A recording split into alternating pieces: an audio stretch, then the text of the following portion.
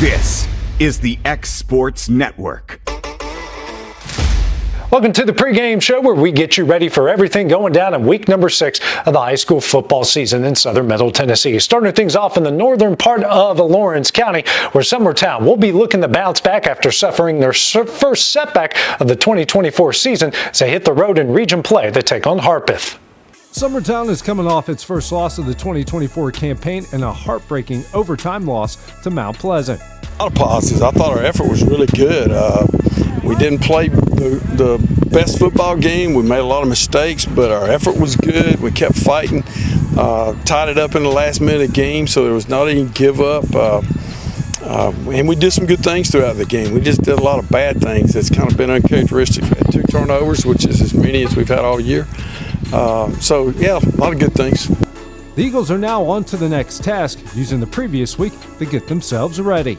We just got to move on and just play better next week, work hard this week, and feel like going into Harpeth, 4-1 feels pretty good. Best season we had so far in a long time, but I feel like maybe we needed that loss, Maybe it'll help us.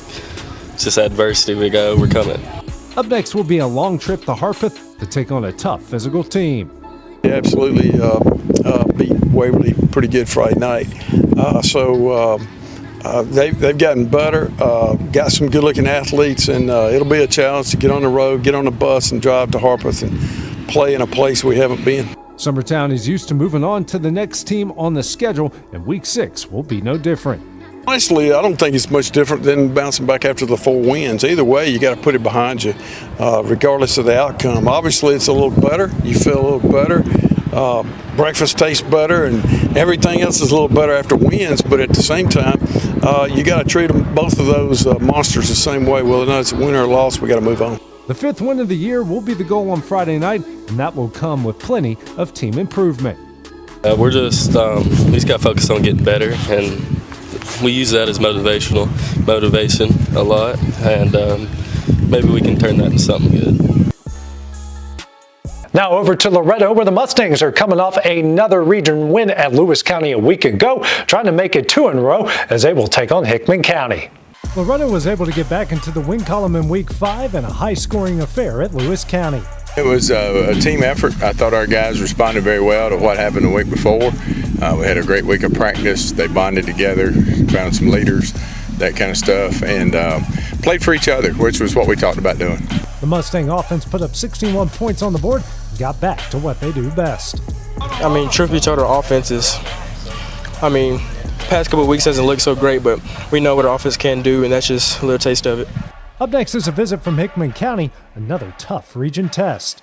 Hickman County, Hickman's had some bad luck, but at the same time, Hickman's got some talented players, some big linemen, and they're coming in. It's probably going to be wet, so we're going to have to deal with the environment, but we just have to control what we can control, which is us, and we got to take care of our deal. Mustangs will need to dominate up front once again, just like they did a week ago.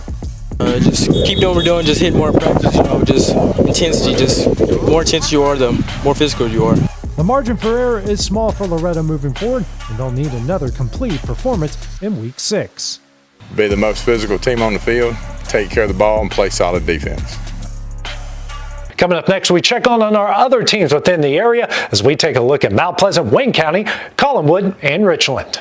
Do you have a small farm, a big farm, or just critters in the backyard to feed? If you answered yes to any of those questions, then you need to make the short drive down to A&B Feeds in Etheridge, Tennessee today. Owner and operator Jamie Ayers has you covered and will treat you right. That's A&B Feeds in Etheridge, Tennessee.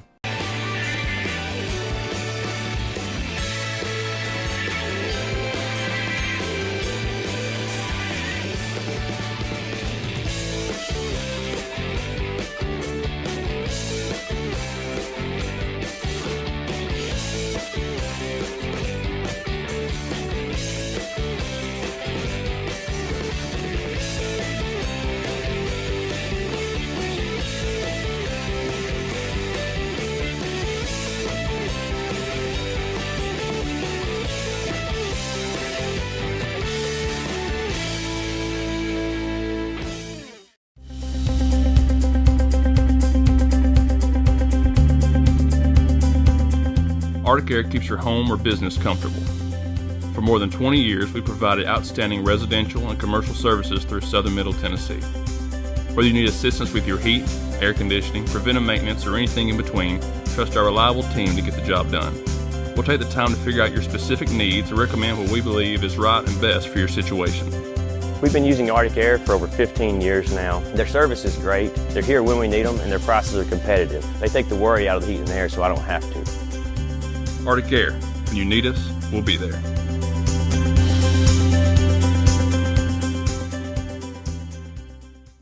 Financial advisor Scott Beasley knows time spent with family is everything. As a founder of Beasley Wealth Management, his mission is to give clients the freedom to enjoy time with family without the burden of financial concerns.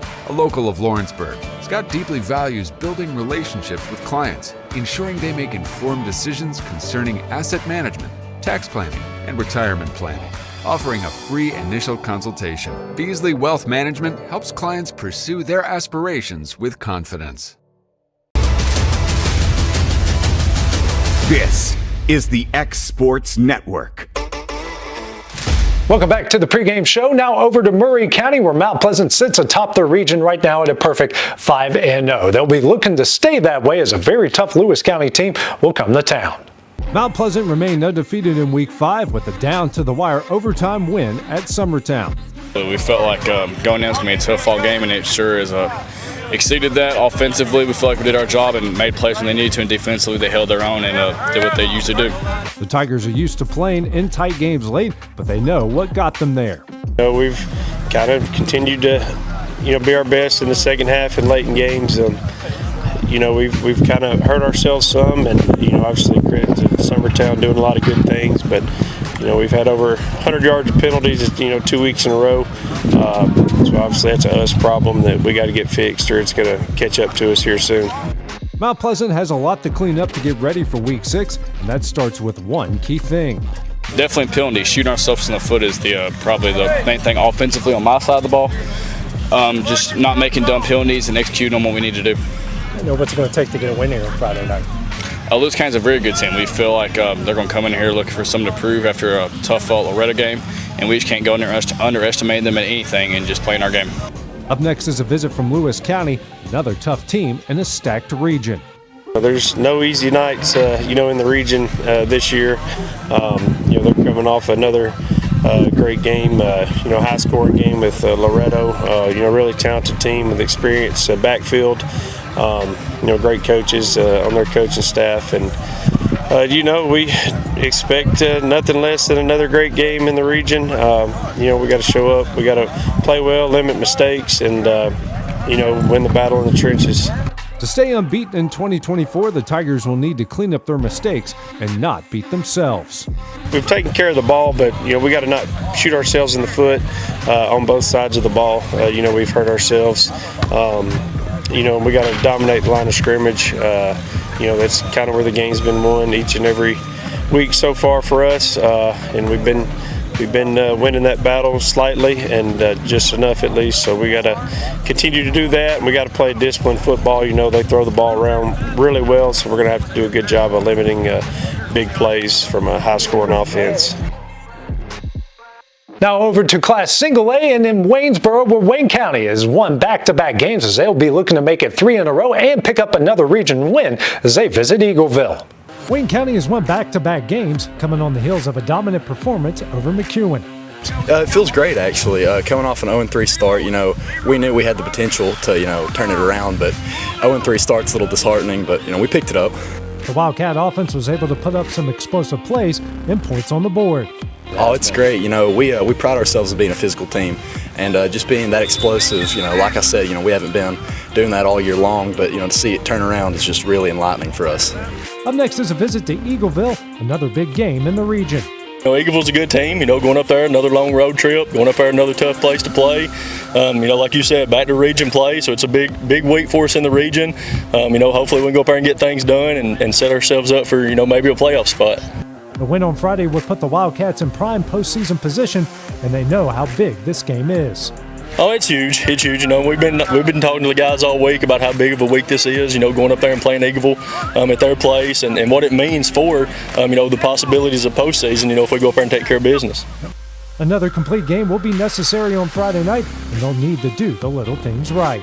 We're going to go up there and win the turnover battle for one. You know, we got to be able to sustain some of the long drives like we have been doing, but be able to convert those into touchdowns. And kind of the same thing defensively. You know, we got to get them off the field on third down. You know, they do a good job about spreading you out and trying to run the football. And they got some backs that can do it, so we got to do a good job hemming them up and tackling this week. In that same region is Collinwood. They'll be stepping out of region play in week number 6 for the second straight week as they will hit the road to take on Clarksville Academy. Collinwood got back to their winning ways on Friday night as they took care of business against Hollow Rock. Well, you know, we just came out here, did the best we could. We started out pretty slow, but, you know, a few things, you know, turnovers and all that stuff. Then we got some interceptions and stuff, so, you know, we're just trying to game around. The Trojans needed to come from behind in the second half, proving they can finish games. We've had to deal with a lot this year, so, you know, we always just come out flat. Hopefully, next week we come out stronger than what we did and just come back and play all 4 quarters. That'd be nice. Up next is our final non-region showdown, a long trip to Clarksville Academy. They're a pretty good football team. We just watched a little bit on tape. It's hard to compare. We don't have anybody common opponents, but they look like a pretty good football team. Do a lot of similar things we've seen. You know, we're going to try to spend a little time still improving on ourselves and hopefully, you know, help that out a little bit. Cleaning up mistakes has been the theme for this team halfway through the year, something they want to clean up before heading back into the region. Wins are always important. You know, you want to do that and try to, stay in the win column and hopefully give a little bit of momentum when you go back. Because after this, we know we're totally region scheduled. So, we need to be, getting better and not having the same mistakes. In order to pick up their 3rd win of the season, this Trojan group will need complete focus. I think if we can eliminate those mistakes, we're always going to have a chance. I mean, we're not real fast, but we're big, and if we can get a lead, we can hold on the ball a little bit if we don't hurt ourselves, and so I think that's a key to what we have this year to do is to not get behind the chains and get behind it by turnovers and stuff. Staying within that same region, over in Giles County, where Richland will be back at home on Friday night as they look to continue their winning ways as Hovland will make its way to town. Richland continued its winning ways in Week 5, picking up their 4th in a row with a rivalry win over Cornersville. We didn't put it any higher than any other game, and we knew what it meant to our town and our school, but we went in there and handled business. The Raider offense picked up where it left off, putting up 44 points and getting everyone involved. We've talked about it before, and that's kind of just who we want to be. We talk about we over me all the time, and these guys have really bought into it. It's not really about one guy, and we feel like no team can really key on one guy because we got multiple guys that can take it to the house. So. Richland will return home for just a second time on Friday night. Hopefully, the weather will cooperate. It's going to be great. It's our homecoming. Weather may affect the game, but we don't worry about that either. We have a game plan for everything. So. Up next, the Raiders will battle Hovland in another tough region test. Well, they're a scrappy team. They're 2-2, I think, with the record. But Coach Reed does a good job, him and his staff, and then they're a real scrappy athletic team. So, we're going to have to definitely play our best game. There's no region opponent that we can ever take lightly in our region. It's a real tough region. Richland will need to play solid once again and stay true to who they are. Just executing, again, playing through the weather no matter what it is, and just, no matter what adversity comes our way, being able to overcome it and keep pushing and put the ball down and play football. Coming up next, we head on over to college football to check in with UNA as they get ready for their second UAC game as they hit the road to take on West Georgia. A local law firm respected throughout the state. Generations of clients have turned to Boston, Holt, and Durham since 1948. We assist individuals and businesses with their legal needs, including real estate, property closings, personal injury, employment discrimination, and family law. Our clients get the personal attention and convenience of a hometown law firm with the resources and ability to handle any case. Come see us at Boston, Holt, and Durham. Since opening our doors in 1904, Builtwell Bank has existed to be the local economic engine for the communities we serve. No matter if you're buying a car, saving for retirement, or finally buying that forever home, Builtwell Bank is here to help. From personal checking and savings accounts to a full suite of business and commercial banking with treasury management services, we'll make sure you'll have a dedicated Builtwell banker that understands your unique needs and stands by you every step of the way. No matter where you are in Tennessee or Northwest Georgia, there's likely a Builtwell Bank location nearby. Come see us and let our dedicated financial team help you with all of your banking needs. Member FDIC. At C&B Linen, fast, friendly, and reliable service is our promise to you. Because you're not just a customer, you're family.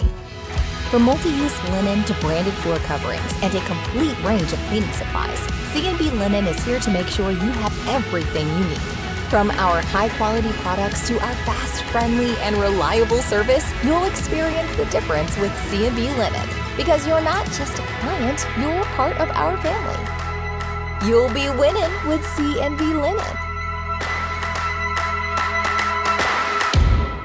Got a dent, a ding, a scratch, or a bent fender? Major or minor, Car Country Collision Center in Leoma can fix you up. Car Country works with all insurance carriers, gives free estimates, can work on foreign and domestic vehicles, and has experience you can trust. They've been in business since 1990. Unfortunately, accidents happen, but you can get your car back on the road with as little hassle as possible with the help of Car Country. Call 931-852-4708 or stop by at 2567 Highway 43 South in Leoma. From the X Sports Network, this is the UNA Report, presented by First Class Charter. Welcome back to the pregame show. Now over to college football, where UNA will be back in action in UAC play. It will be their first league road game of the season as they visit an old rival in West Georgia. Here's what head coach Brent Dearman had to say. UNA head football coach Brent Dearman. Coach, let's wrap up last weekend's game against Tarleton State. Just your final thoughts. You know, you had moments in that game where we could have put it away. Had moments that we could capitalize on momentum, and that for us to get over the hump, that's the biggest thing that we've got to do is capitalize on momentum. Big message on Sunday, on Monday was we've had tough losses against the 14th, 15th, and 16th ranked teams in the country, and in order for us to get in that position, we've got to take advantage of moments like not having a muff punt, not allowing a 97-yard touchdown after our punter pins them down deep. We had moments. Now we just got to start making those plays in those moments. Our coaching staff got to do a good job of putting the right guys in position to make those plays in those moments. Defensively, Edwin White-Schultz returned after missing the first 4 games. He had 8 tackles, 2 sacks, and a forced fumble. Made the game's first tackle to open up the ball game, Coach. Just how energizing was it having Edwin back out there? You know, Edwin's a spark plug for our defense. I think he gives a kind of a security blanket for everybody knowing that that field safety, the ball's going to get knocked down anytime it's over on that side of the field. He's an over-communicator. He brings energy. He brings juice to the field. So there's so many different things that Edwin brought us. But at the same time, we don't want to take away from the guys that have been playing those spots that have not played bad as well. So it gives us even more depth. It allows us to do a lot more things on that side of the ball. So it was really nice to see him back out there flying around. West Georgia, this week's opponent, an old friend to UNA from the Gulf South Conference. Second UAC game, Coach. And first of all, what's the message to the team where you still got a full league schedule to play?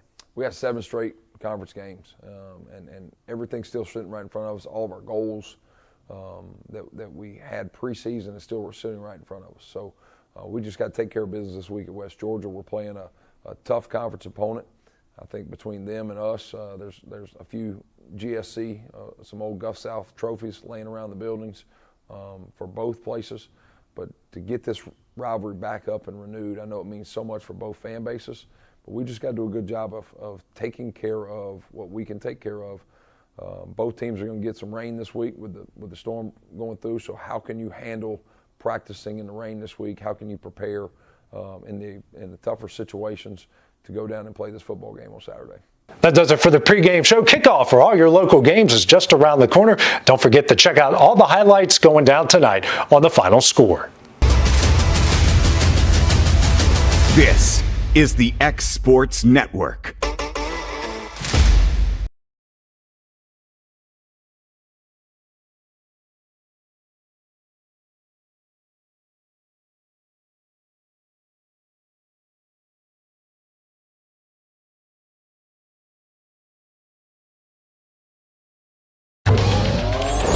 going the distance with local sports.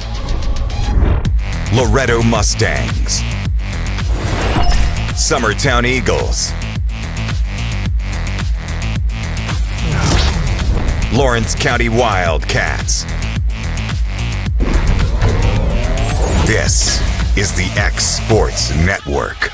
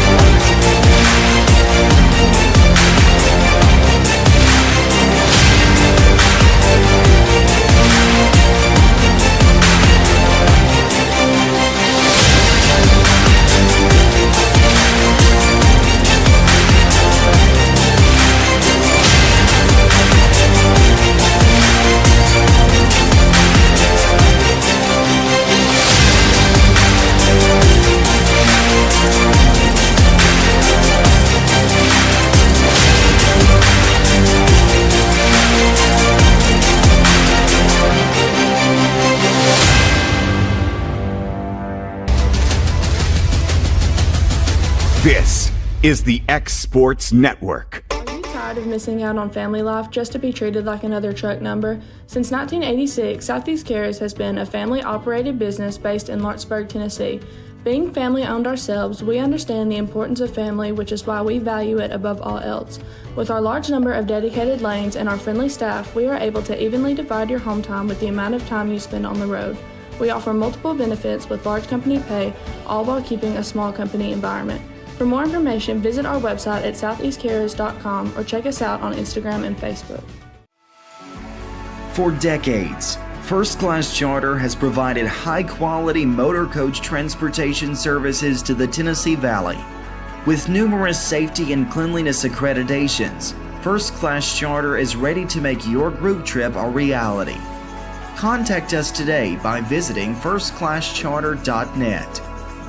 First Class Charter, the official motor coach company of the North Alabama Lions. Got primary care? Find your way to better health with primary care by One Stop Medical. With decades of combined experience, you'll find a one-on-one relationship just like the old days, but with the convenience and technology of today. When One Stop Medical does primary care, it's the best. Call today for an appointment and find your way to healthy living. Serving Lawrenceburg, Pulaski, and Hohenwald. Phone 931-244-8220. Primary care by One Stop Medical at its best. Do you have a small farm, a big farm, or just critters in the backyard to feed? If you answered yes to any of those questions, then you need to make the short drive down to A&B Feeds in Etheridge, Tennessee today. Owner and operator Jamie Ayers has you covered and will treat you right. That's A&B Feeds in Etheridge, Tennessee.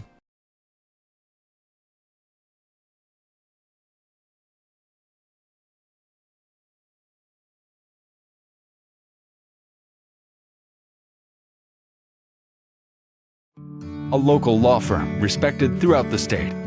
Generations of clients have turned to Boston, Holt, and Durham since 1948. We assist individuals and businesses with their legal needs, including real estate, property closings, personal injury, employment discrimination, and family law. Our clients get the personal attention and convenience of a hometown law firm with the resources and ability to handle any case. Come see us at Boston, Holt, and Durham.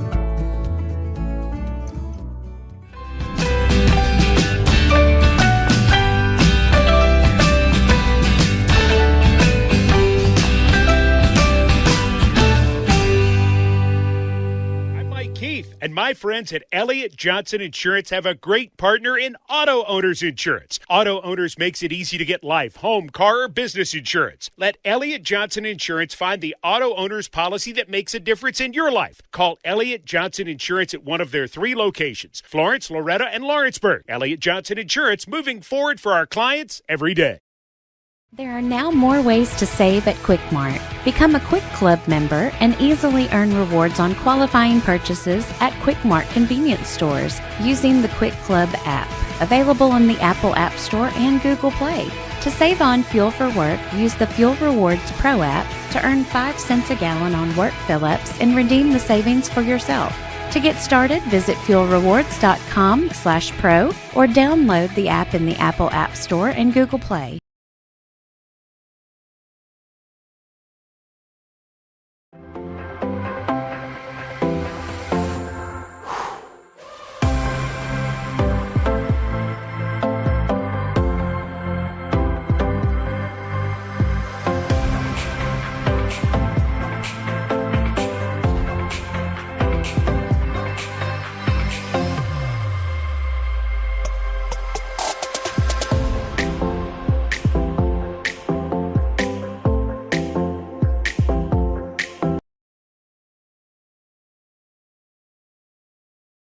Whether you're looking to spruce up the interior or exterior of your home or business, trust Lawrenceburg Glass to provide a one-of-a-kind product. From windows to mirrors, shower doors, custom framing, storefront installations, and everything in between, Lawrenceburg Glass takes pride in our quality craftsmanship and strong attention to detail. With us, your customer experience always exceeds expectations. We're reliable, on time, and we deliver stunning results. Lawrenceburg Glass. Our passion is reflected in our work. Going the distance with local sports. This is the X Sports Network.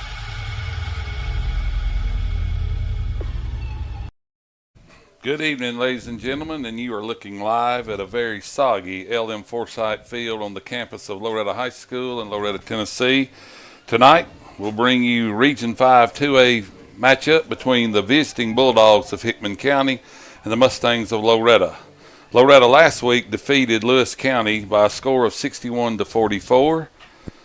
And Michael Mullenix, Loretto had 477 yards, not total offense, 477 yards of rushing offense, and I think that might be a key tonight due to the bad weather and the rainy conditions in the wet field. Yeah, you're exactly right on that, Brent. I mean, Mason Tidwell may have had 8 passes last week. Didn't have to pass the ball much because, I mean, the rushing game for Loretto was just on point. Mason, I'm going to call him Blade Tidwell too much. Mason Tidwell, 99 yards. But the big key factor here was Nicholas McDowell, 23 carries, 228 yards for 3 total touchdowns. It was a great game for Nicholas McDowell.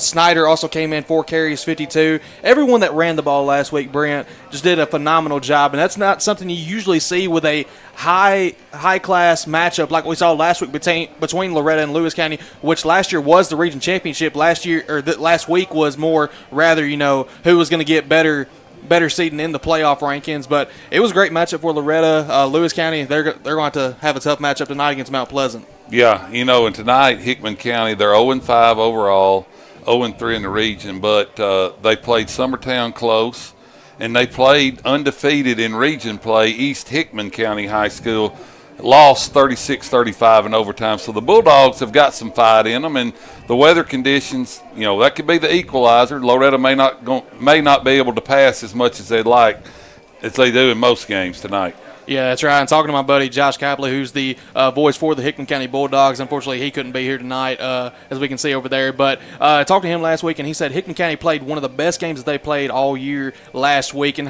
he's hoping that momentum can build up. Shout out to my buddy Josh as well. But Loretto, they're riding off the momentum with the loss to Summertown the previous week, coming in. Not sure how they're going to do against what is historically a tough Lewis County team, but their offense was rolling. They're probably one of the best offensive performers that I've seen in all of my years watching high school football. Yeah, you know, Loretto had a 26-6 lead early in that game, and then kind of started cruising. And I give Lewis County credit; they fought back and kind of made it a game, but never really felt like Loretto was threatened in that football game. No, they were definitely not, especially after McDowell got that last touchdown. But I mean, it was a Loretto game all the way. Lewis County, of course, like you said, Brent, they battled to the end, got it to, believe it was within 10 at one point after a Bryson McDonald touchdown. But Loretto there was nothing that was stopping their offense. I mean, maybe one turnover the whole night, but that was the only time that they did not score. Had 9 total touchdowns last week off of,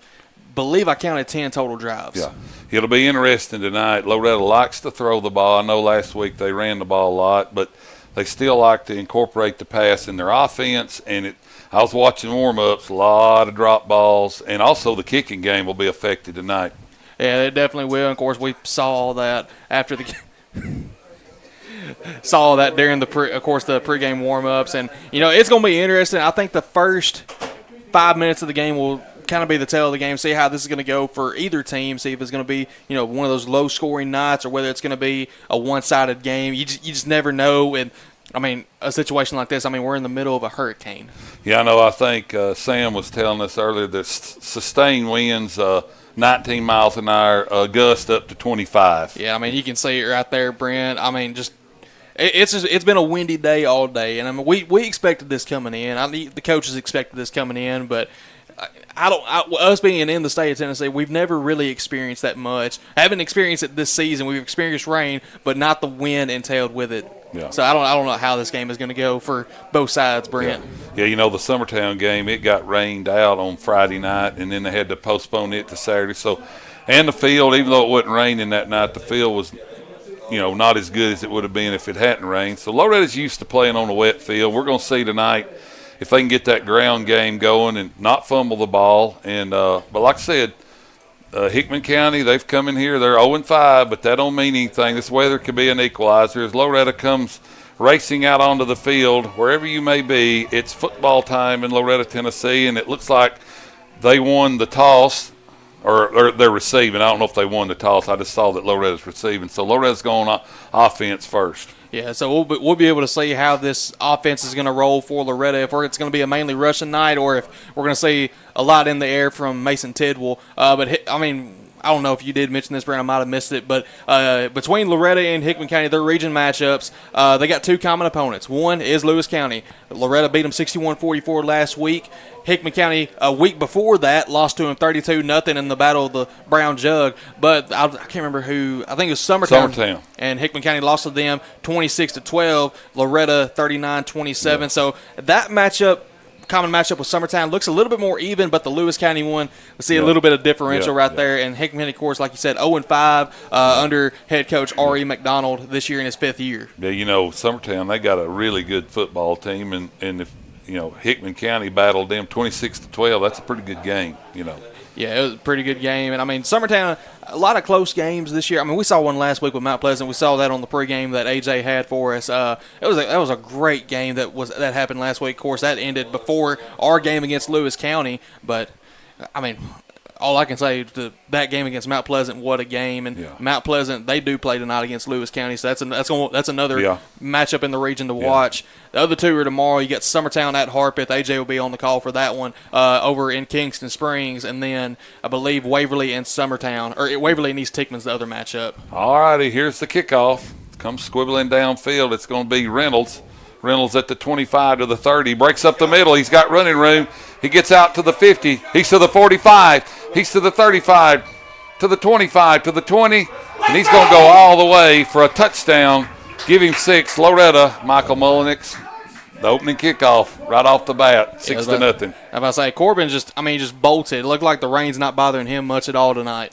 No, he didn't bobble the ball. Now, the kick was a little, like I said, a squib, and kind of rolled up to him, and he got it and broke the middle, got on the right side and scored. Chambliss in for the extra point as Loretto takes the opening kickoff and returns it for a touchdown. Number 6, Corbin Reynolds. As Loretto races a man on. Chambliss has set his tee down. He waits on the snap. The snap is good. The hold is good. The kick, good.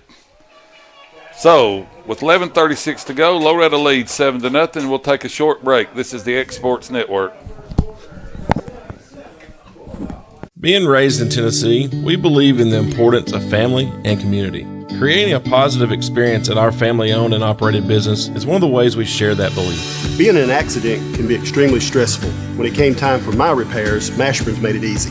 I am lucky to have a wonderful company in my community like Mashburn's Collision Center. It's reassuring to know that I'm in good hands because their work is second to none. We pride ourselves that the Mashburn name is one of the most trusted in Lawrence County since 1981. Mashburn's Collision Center. Let our family take care of yours. All righty, welcome back to LM Forsythe Field. Loretta's Corbin Reynolds runs the opening kickoff back, and Loretto leads it 7-0 after the Chambliss extra point. And Chambliss is set to kick off to Hickman County. And he's trying to get a dry ball here, and they get him one in. Yeah, Corbin Reynolds, he's got speed, but he made a couple guys miss and got to the outside and broke it, Michael. Yeah, I mean, just great awareness there from Corbin. We haven't really seen that much with the kick. I don't know if we've had any kick return touchdowns, and we haven't in the games that I've been here. But that's the first one of the year, if I'm not mistaken. You are correct. We saw Summertown's McCrory. He returned one, but that was for Summertown here. So here's Chambliss. He's set to kick off. And Hickman County has two men back deep. And here's Chambliss. The kick is on its way, and it's a good kick. Man fields it. He's at the 25 to the 30. He breaks it, and he's going to be tackled, looks like, close to the 40-yard line where the Bulldogs will have it first down and 10 to go. Good starting field position here for Hickman County, and even he's the number 21. I've got to pull up my roster here, but great awareness from him, but Loretto's just able to get on that quickly. Yeah, Hickman County, you know what kind of offense they run? I guess we'll find out. I do not, unfortunately. All righty. It looks like kind of run the quarterback's in the shotgun. So take the snap. He's going to hand off to the running back, and he's going nowhere as Loretta's defensive line penetrates, and looks like he's going to lose maybe a yard. So it'll be second down for the Bulldogs of Hickman County. Loretto leads 7-0. Corbin Reynolds takes the opening kickoff for a touchdown. It's 11:09 to go here early in the first period. Hickman County breaks the huddle. Quarterback in the shotgun formation. Running back to his left. He's going to hand it here. He's going to cut to the right side. And he's going to get back to the middle. He's got a little bit of running room, still on his feet, but Loretto brings him down. Looks like he might get back to the original line of scrimmage. Yeah, right at it there. It's going to bring up third down and 10. We'll see if Hickman County passes in this weather here. They huddle up, and they have run two plays and gained nothing.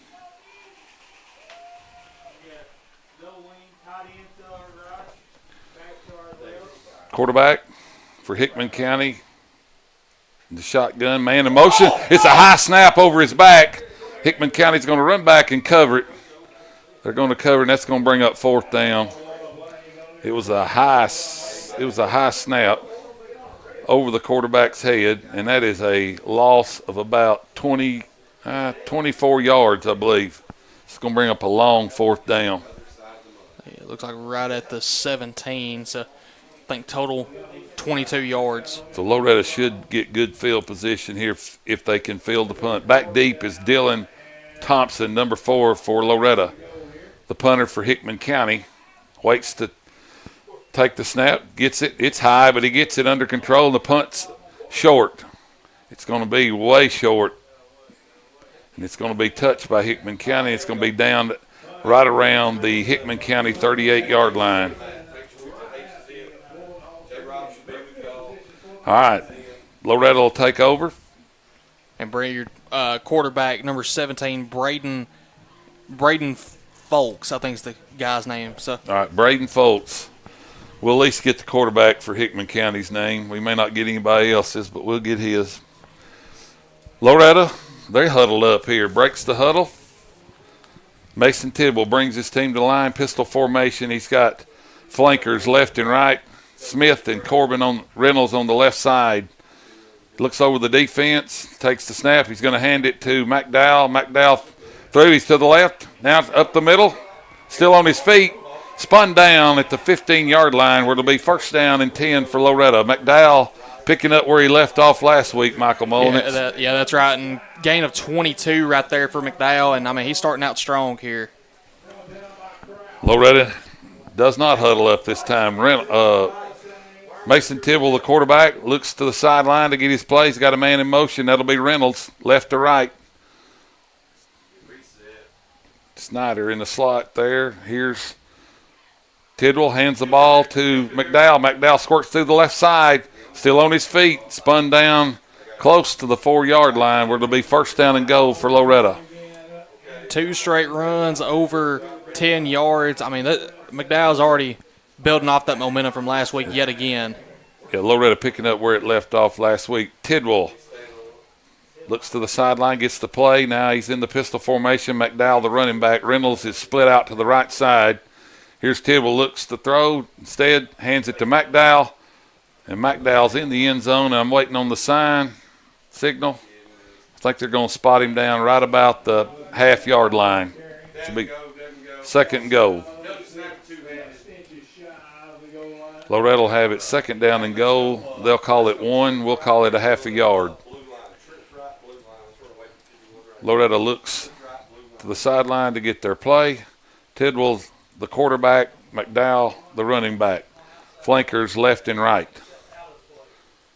Here's Tidwell, hands it to McDowell. McDowell walks in untouched. Touchdown, Loretto. Loretto leads 13-0. 7:46 to go in the first period. And Michael Molnix, the rain does not seem to be affecting Loretto at all. No, it does not. Nick McDowell right then, 4 carries, 38 yards. That kind of rushing offense, Loretto may not have to throw a pass. Okay, Chambliss in to kick the extra point, sets his tee. Does his little move to the left there, waits on his snap. And here's the snap, good, hold good, kick, good. So with 7:46 to go, first period, Loretto leads Hickman County 14-0. We'll take a short break. This is the X Sports Network. Are you looking for the perfect refrigerator? What about a new stove or washer or dryer? It only makes sense to shop at the one place that specializes in appliances, top to bottom, big or small. And that's Kelly Appliance in Lawrenceburg.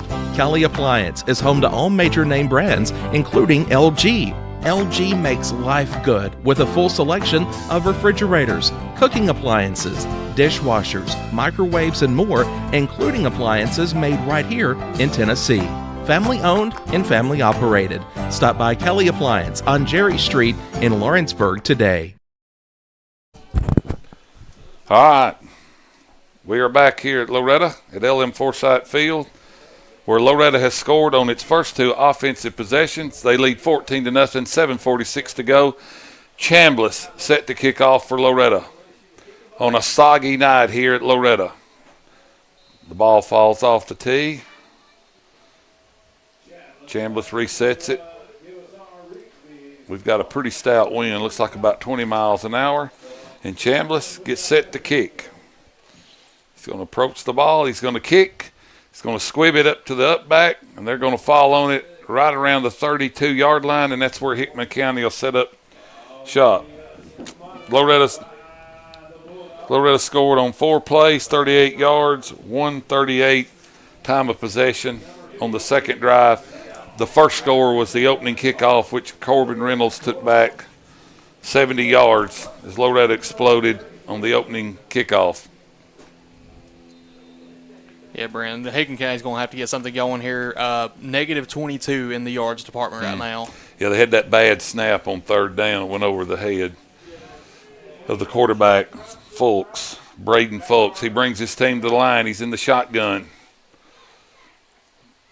He's going to fake the handoff. He's going to throw it out here to the left. But Loretto's going to swallow that up.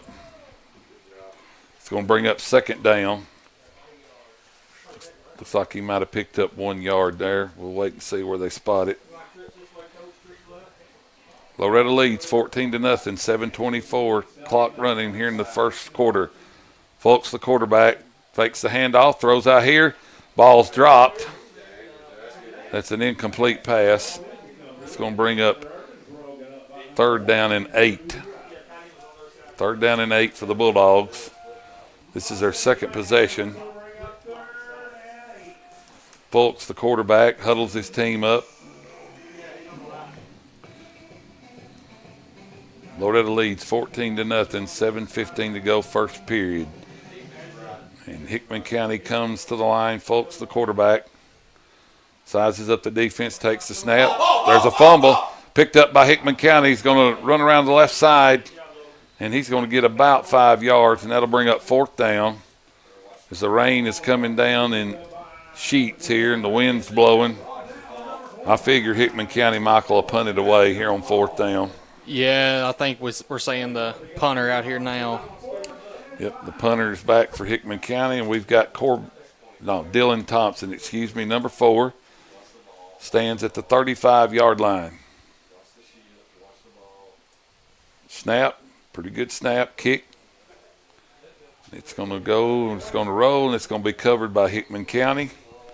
And that's where Loretto will take over with 6:32 to go. 14-0, the Mustangs lead. All righty. Tidwell comes out at quarterback. Jackson Robertson. Here comes Mason Tidwell, the quarterback. Snyder comes back off. 14-0, Loretto leads. 6:32 to go here in the first quarter. Loretto has not attempted to pass, and they haven't had to. They have been eating it up on the ground. Tidwell, the quarterback. Pistol, formation, flankers, left, right, man in motion, fumbles the football, picks it up. He's going to keep it. He's going to roll around here to the left side. He's to the 40. Ooh, tagged a little bit there.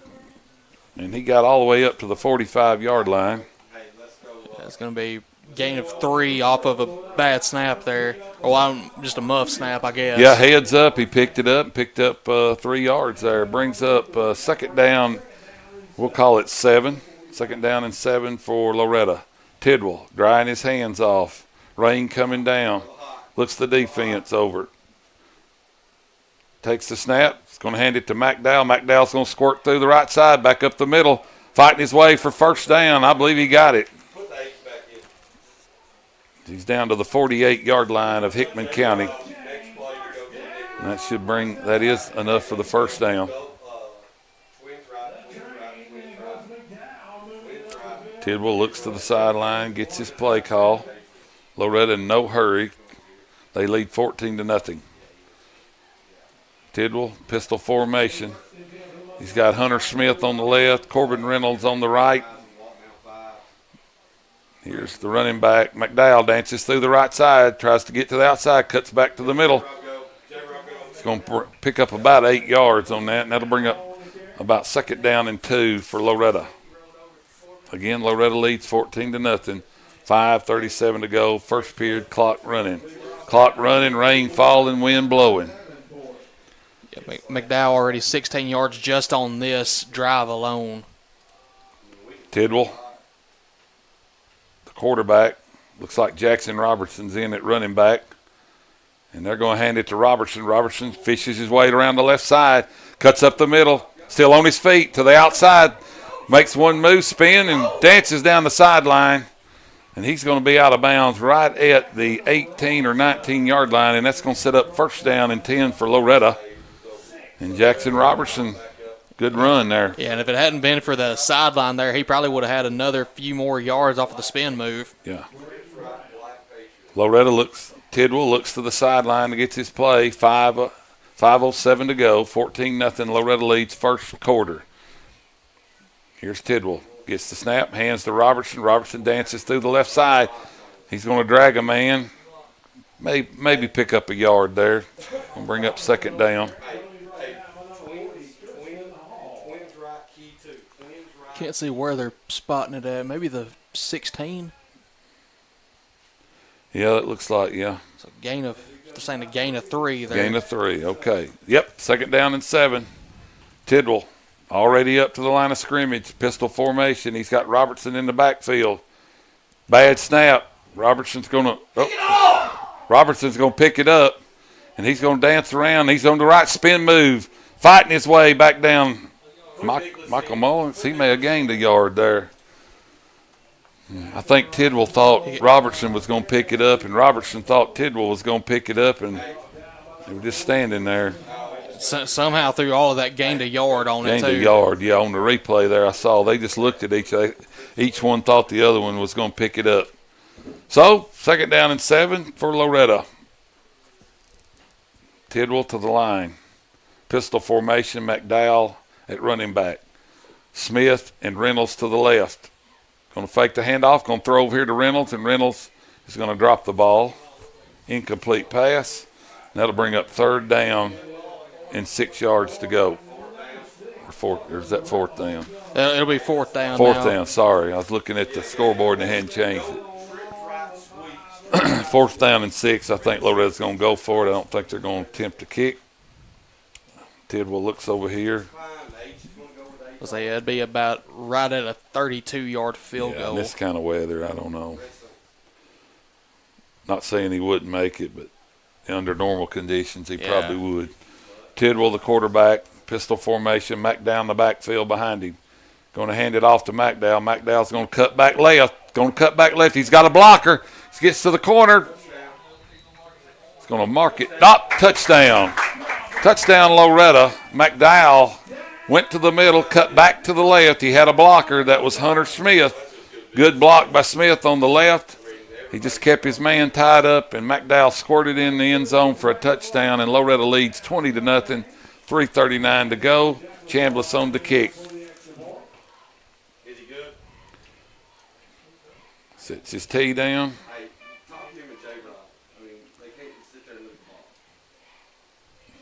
And getting ready to kick this extra point. 3:39 to go.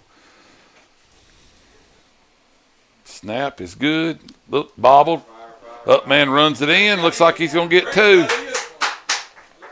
And Loretto gets the 2-point conversion. And I don't know if they did that on purpose or not, but they get it. And Loretto leads 22-0, 3:39 to go. First period. This is X Sports Network. We'll take a short break.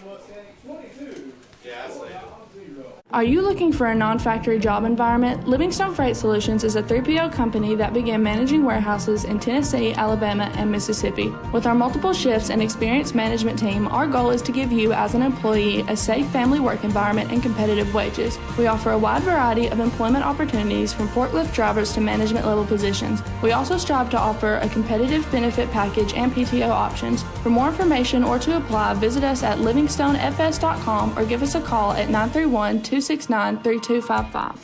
All righty, welcome back to Soggy LM Forsyth Field, where Loretto leads 22-0, and getting set to kick off for Loretto is Chambliss. As Loretto gets a 2-point conversion there to make it 22-0. And Brent, I got it for you here. It'd be 8 plays, 254 time of possession, 58 yards total. 58 yards. Loretto doing it all on the ground. They attempted one pass, it was incomplete. So, Chambliss set to kick. 3:39 to go. Loretto leads 22-0 on a rainy night here in Loretto. Chambliss kicks kicks it up. It's a good catch by the Hickman County Bulldog up man there. That's number 76. I don't know his name, but I know his number.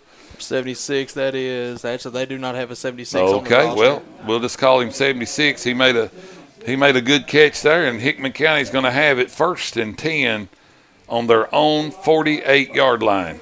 Pretty good field position. Let's see what the Bulldogs can do.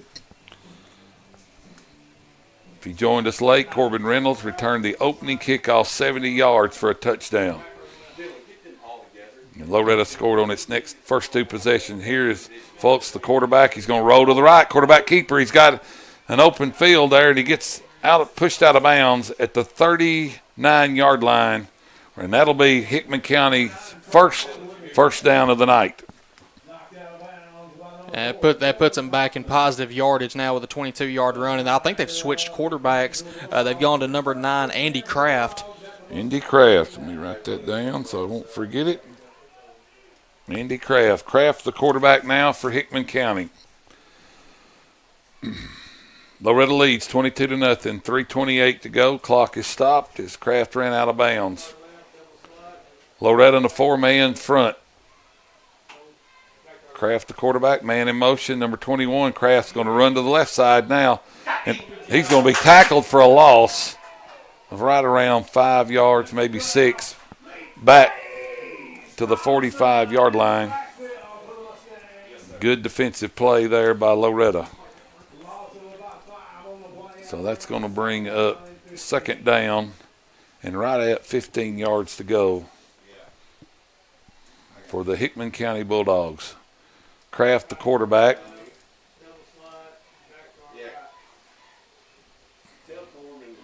He's going to hand off. It's a double reverse. And number 21's down the left side, and he's going to be close to a first down as Loretto tackles him right at the first down marker. And number 21, that is John Irvin, senior wide receiver there.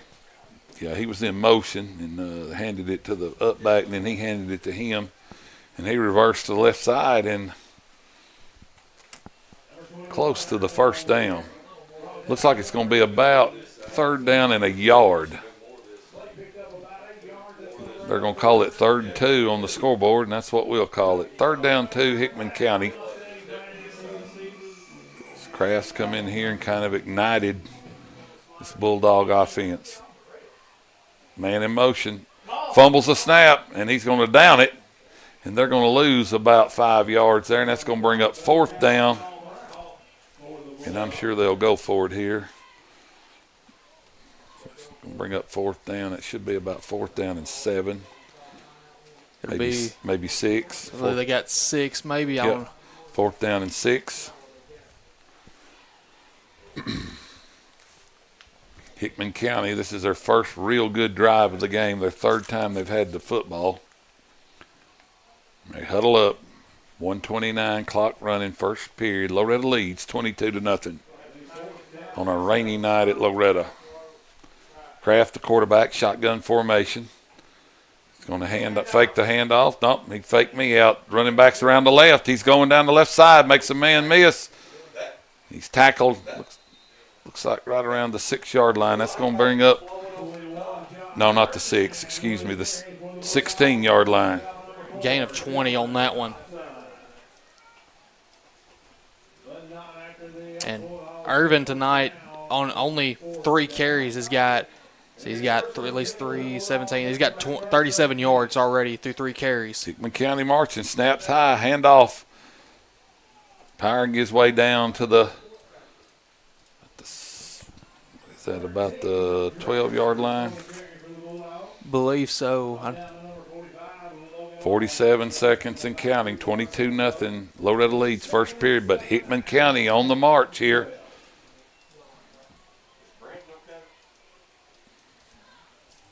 Hickman County huddles up. I see the quarterback looking at his armband, getting the play there. He shouldn't have to hold that up. He could just hold it up and the wind blow it up for him. Here's Kraft, the quarterback. He's going to shove it out here to the right side. He's going to make a man miss. He's going down the right side. Shoved out of bounds right around the 6-yard line. It's going to be close to the first down for Hickman County. We're going to see here where they spot the ball.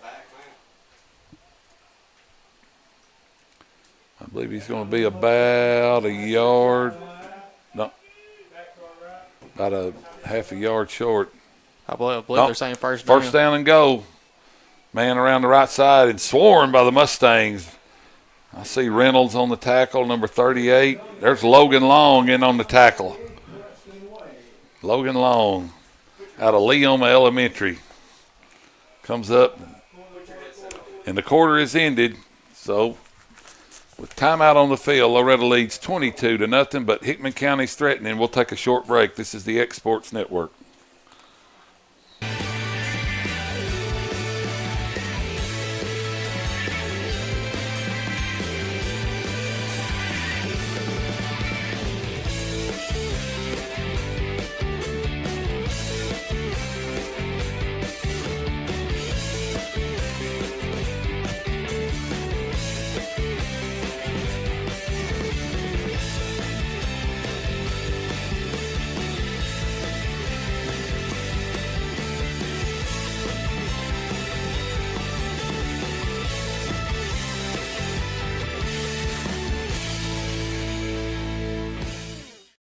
Volco Auto Supply in Lawrenceburg has a legacy of being a family-owned and operated company. Since 1927, our business has grown and evolved into today's one-stop source for all your automotive supplies. But in that time, one thing has stayed the same, and that's our commitment to our customers and their needs. At Volco Auto Supply, you'll find everything for your car, truck, or even fleet of vehicles, but with good old-fashioned customer service the way it needs to be. That's Volco Auto Supply, 416 Buffalo Road in Lawrenceburg. Visit VolcoAuto.com.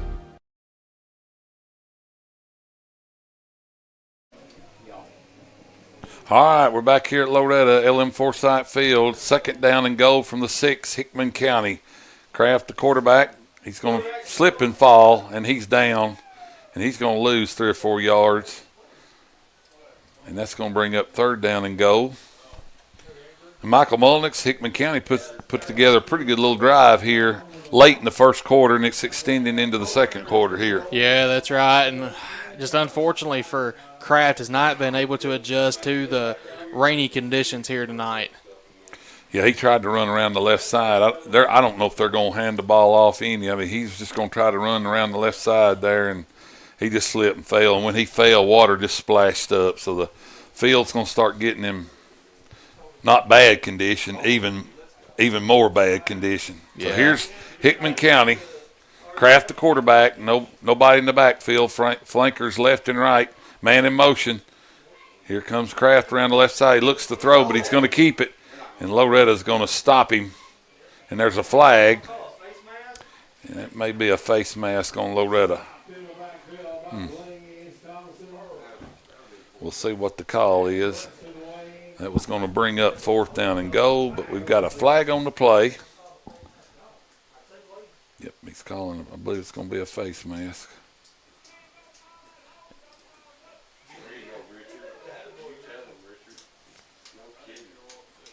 And of course, I mean, from the angle that we were at, Brandon, I don't know if we could. I didn't. He had his back turned to us, so we couldn't see. Yeah, he must have saw something. I looked there. So that's going to bring up an automatic 1st down. It's going to be 1st down and goal. No, still 4th down, they said. All right. 4th down and goal. I thought that'd be an automatic 1st down.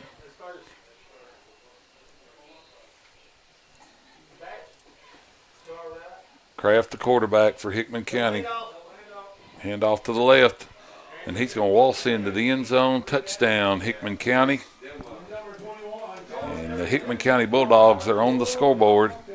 It's now 22-6, 10:49 to go, 2nd period here at LM Forsyth Field.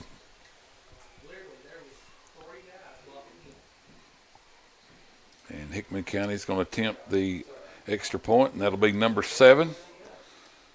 And Hickman County runs another man onto the field. All right. Got the signal from the ref. Waiting on the snap. Snap is good. Hold is good. Kick.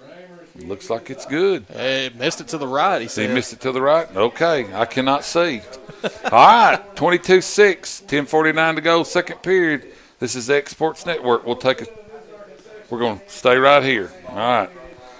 We're going to stay right here. I've been informed by my production man. We're going to stay here and talk. So, Michael, what have you seen so far? Well, Brent, on that drive, had 10 total plays for Hickman County, going a total of 51 yards on that one. 4:46 time of possession. So, Hickman County is starting to show some fight like they did last week at East Hickman. So, this could be an interesting one here the rest of this quarter. I give them credit there. They had, I think they were in, 2nd and 15? Second and 15. Yeah, 2nd and 15, and they climbed out of that hole and then just kept running it. And a lot of it's Kraft running on the ground. Yeah. And, of course, the face mask penalty on Loretto there didn't help much either. Yeah, they had him stopped. All right, Hickman County set to kick off 22-6. Loretto leads, 10:49 to go. If you've just joined us, Corbin Reynolds took the opening kickoff, 70 yards, and then Loretto, the first 2 times they had the ball, they've scored. And the snap was a little bad on the third extra point, and the up man ran it in, so that's why we got a 22-6 score, and we're trying to find a dry ball.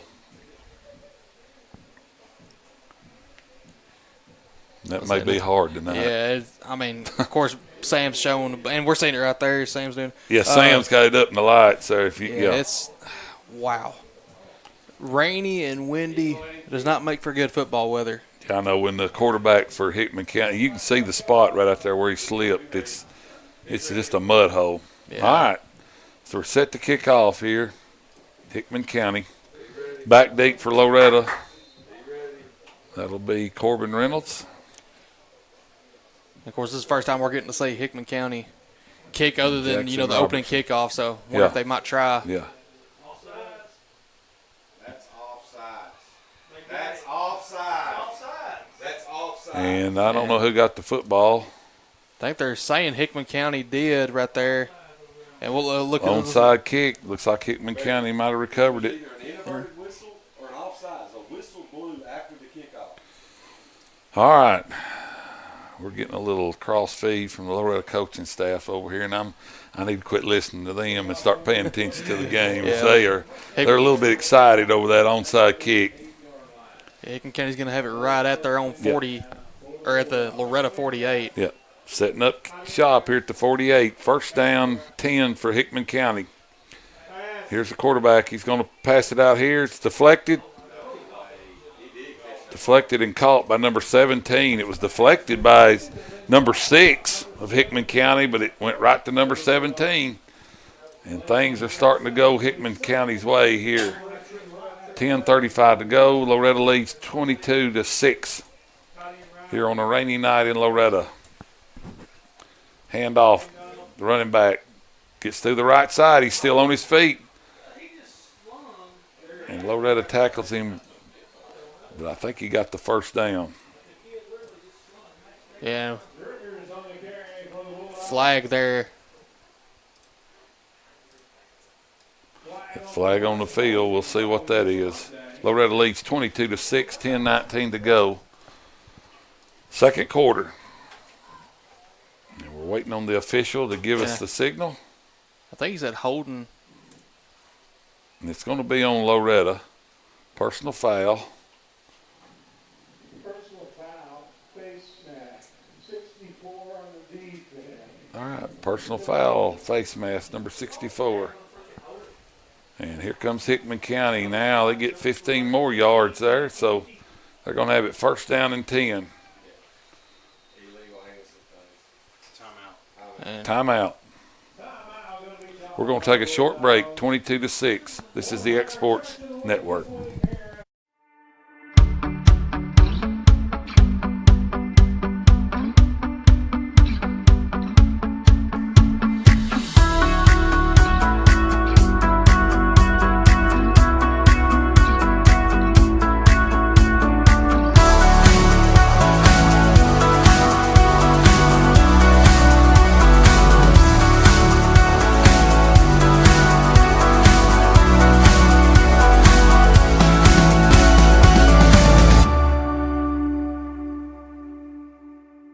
Auto Supply in Lawrenceburg has a legacy of being a family-owned and operated company. Since 1927, our business has grown and evolved into today's one-stop source for all your automotive supplies. But in that time, one thing has stayed the same, and that's our commitment to our customers and their needs. At Volco Auto Supply, you'll find everything for your car, truck, or even fleet of vehicles. But all right, we're back here. Hickman County, first down and 10 to go. Kraft, the quarterback, he's going to run to the left side. He's going to get to the outside. We got a flag on the play, and he's tackled maybe for a short gain there. With the flag, that might be coming back, though. Maybe a hold. Yeah, you see it right there. I think they're going to get it right on number 6. Yeah.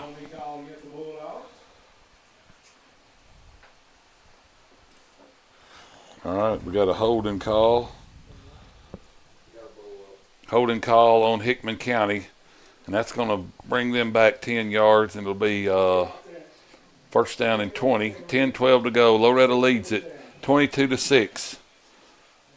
As the rain continues to fall here at LM Forsyth Field. First down and 20. Kraft, the quarterback for Hickman County. Loretto in the 4-man front. 2 flankers right. Going to hand off. Going to do that double handoff again, but Loretto's waiting on it this time. Reynolds nearly got him in the backfield, but 2 Mustangs tackling for a loss. And look, you watch this double handoff has been. We haven't seen this much this year with any of the teams, but hopefully Loretto can adapt to that double handoff here as the game goes on. Yeah, they ran that earlier, and they got a big gain out of it. But Loretto, Reynolds had him there, but it just kind of slipped out of his hand. Excuse me. 22-6, excuse me. 9:30 to go. Loretto leads. Quarterback Keep, and he's met, excuse me, after a short pickup. And right here you can see right off the handoff and almost sacked by number 64, but able to just squeeze through there. I don't know what they're giving him a gain of. I believe right at the 29. So 3rd and 19, I'm going to guess here, Brent. Yeah, 3rd and 19.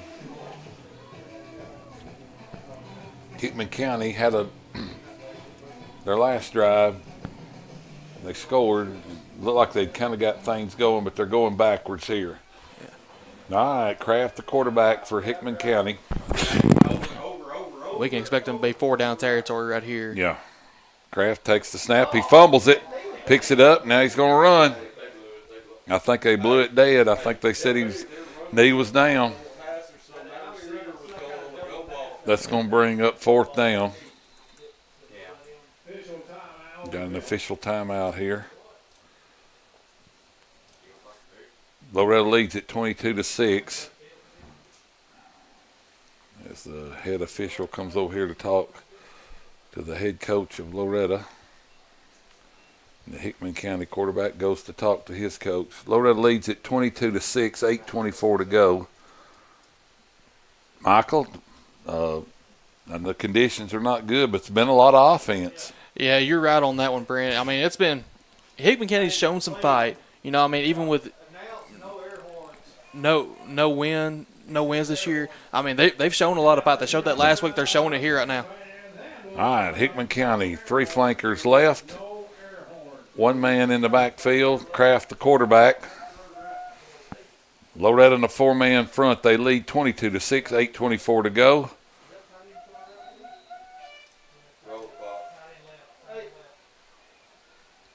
Here we go. They're going to throw the football, and it's going to be. I think the wind got a hold of it there. I thought Loretto was going to pick that one off. So we watch on the replay here. They sent a man in motion, and the quarterback throws it. I thought Dylan Thompson was going to get it there. So Loretto will take over on downs. 8:15 to go. 22-6. Loretto leads. Hey, let's go. Let's go H back in, and let's go Twins right, blue line. Twins or blue line. Loretto leads 22-6 as Tidwell comes in. His team huddled up. 8:15 to go, 2nd period. This will be Loretto's 3rd offensive possession of the night. Tidwell in the pistol formation. McDowell, the running back. And they're going to hand it to McDowell. And he's going to bounce to the outside, and he's going to lose about 5 yards as Loretto got no push on the offensive line there. Maybe. You can see on the replay, no push at all. He didn't have anywhere to go, and he bounced it to the outside, and he was tackled for a loss. Brings up 2nd down and 13 to go for Loretto. 7:51 to go. Loretto leads it 22-6. Tidwell, pistol formation, takes the snap. It's low, hands it off. This is going to be McDowell working his way through. He's still on his feet, cuts it back to the middle, still on his feet. Nearly gets the 1st down. He's going to come up about 1.5 yards, maybe 2 yards short. And just nice move right there, able to fight through the tackle and got about 6-7 yards off after contact. Going to give him the 1st down. I thought he'd come up short there, but First down and 10, Loretto. They lead 22-6, 7:22 to go. First period. Tidwell gets the play from the sideline, pistol formation. Reynolds to the right, Jackson Robertson to his right, McDowell the tailback. Tidwell's going to roll to the left side. He's still on his feet. He's going to pick up about 5-6 yards there. It's going to bring up second down. They're spotting it right at the 46, I believe. Yeah, that snap was a little bit to the left of him there, but he handled it well and still got positive yards out of it. Michael, the middle of that field is getting a little sloppy right there, you can see. Yeah, it is, and I believe we got a timeout from Hickman County again. So we're going to take a short break. Loretto leads 22-6, 7:02 to go. This is the X Sports Network. Financial advisor Scott Beasley knows time spent with family is everything. As a founder of Beasley Wealth Management, his mission is to give clients the freedom to enjoy time with family without the burden of financial concerns. A local of Lawrenceburg, Scott deeply values building relationships with clients, ensuring they make informed decisions concerning asset management, tax planning, and retirement planning. Offering a free initial consultation, Beasley Wealth Management helps clients pursue their aspirations with confidence. Old School Rentals in Loretto, Tennessee is headquarters for all your rental equipment needs. Need a trailer? How about saws, tools, loaders, or generators? You can find all of that and much, much more at Old School Rentals. Owner Ryan Smith, located on North Main Street in Loretto, Tennessee. This is the X Sports Network. All righty, welcome back to LM Forsyth Field. 7:02 to go. Loretto leads 22-6. And it's just pouring right now here, Brent. And Tidwell's going to keep it. It's going to roll around the right side, still on his feet, and he's finally going to be brought down for no gain. Maybe a loss of yeah, that's going to one bring right up there. third down for Loretto.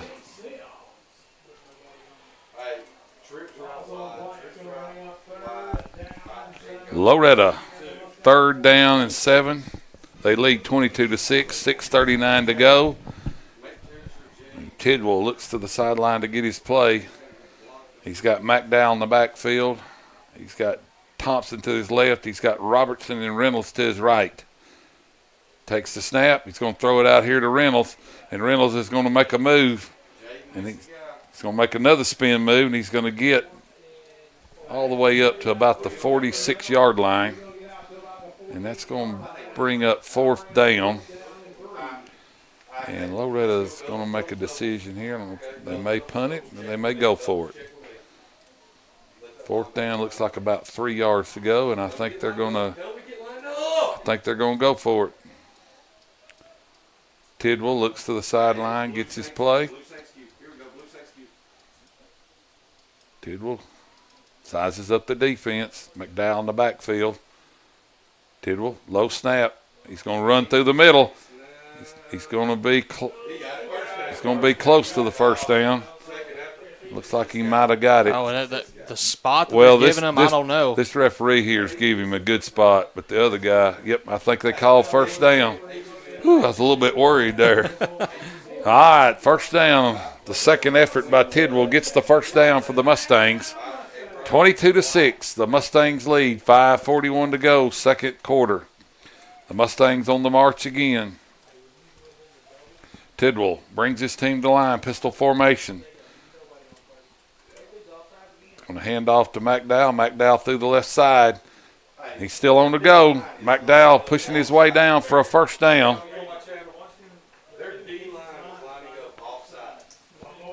And that's going to get another first down for Loretto. 5:21 to go, second period. And Loretto leads at 22-6. And McDowell picking up where he left off against Lewis County. Outstanding game running the ball. Tidwell sizes up that Bulldog defense. Takes the snap. He's going to roll to the right. He's going to keep it. Tell Hunter to attack the guy. And he's going to be brought down for about a loss of 1 yard. Might have got back to the line of scrimmage. So I think they're saying loss of 2 possibly. I did have it at 37. Looks like it got down at the 39. Yeah. And he didn't have much blocking there on the right side as Hickman County. They had good pursuit and contained right there. Yeah. Play number 9 of the drive already, Brent. 4:40 to go. 22-6 Loretto. Tidwell, 2nd down and 12. Going to hand off to McDowell through the right side. Stiff arm, still on his feet, and roamed out of bounds. And he's going to be shoved out right around the 35-yard line. And that's going to bring up 3rd down. And it looks like about 8 yards to go for Loretto. 3rd and 8. As Jackson Robertson comes back into the game. Tidwell looks to the right over here, gets the play. You got Reynolds and Thompson to his left. You've got Jackson Robertson in the backfield now. Jackson Robertson going to give it to Robertson. Robertson's going to go left and cut back to the middle. He's dancing through, and he's close to a 1st down. They're saying right just short of the 1st. It's going to bring up 4th down. 4th down and that's about a yard. 4th down and a yard is what we're going to call it. 4:01 to go. Loretto leads 22-6. As we approach halftime here at LM Forsyth Field on a rainy night in Loretto. Reynolds to the right. McDowell, the running back. Pistol formation. Here's Tidwell. Takes the snap. He's going to keep it. He's up the middle, cuts to the left, and he's got 1st down yardage as he gets down to the 25-yard line. We'll call it the 24-yard line. Yeah, I think the side judge over here right at the 24. 1st down and 10 for Loretto. 3:31 to go. Clock moving. Rain falling, wind blowing. Loretto leads it 22-6. Tidwell, the quarterback, pistol formation. Looks over that defense, puts Reynolds in motion. They're going to hand it to him, and Reynolds is going to cut back left, and he's going to be brought down right at the line of scrimmage. Maybe I think they're even saying loss of 1 on that one. Loss of 1 yard. That should bring up 2nd down and 11. 22-6. Loretto leads. 2:53. Clock ticking. 2nd quarter. Tidwell, pistol formation. Sizes up the defense, takes the snap, hands it to McDowell. McDowell dances around. Makes one man miss and he's going to pick up about 3 yards there. So that's going to bring up 3rd down.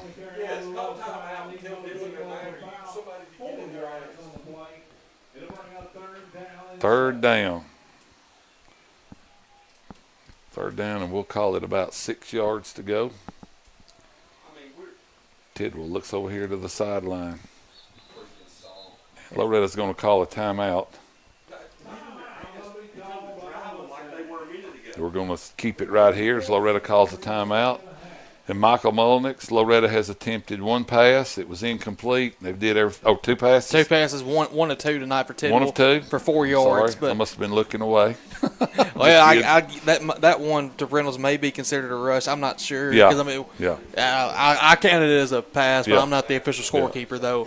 But mainly, what I'm trying to say is they've done it on the ground tonight. Yeah, that is true. I'll have to go back and look at the total yardage for rushing yards. It's hard to do the play-by-play stats and the total stats. I haven't found a program that'll do that for me. That's free at least. Yeah, but, I understand that. But yeah, so we'll have total stats for you at the half. But as of right now, I mean McDowell through the first couple of drives, actually probably about through this drive a little bit, 10 carries for 82 yards. He's had a few more since then. I'll have to add that up at the end here at the half. But he's done good this game so far.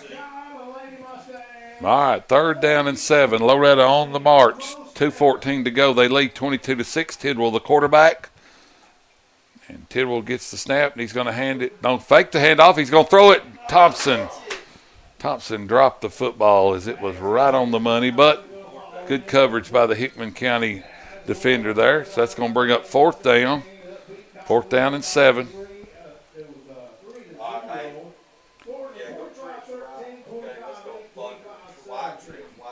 Loretto leads it 22-6, 4th down and 7. Clock is stopped at 2:09 after the incomplete pass. Loretto now 1 of 3 passing. Here's Tidwell, the quarterback, pistol formation. McDowell, the running back. He's going to step up beside Tidwell. Tidwell takes the snap. It's low. He's going to run to the right. He's looking to throw it. He's going to throw it out here. It's going to be caught.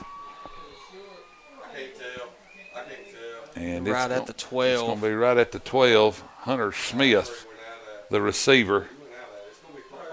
And it's going to be first down, Loretto.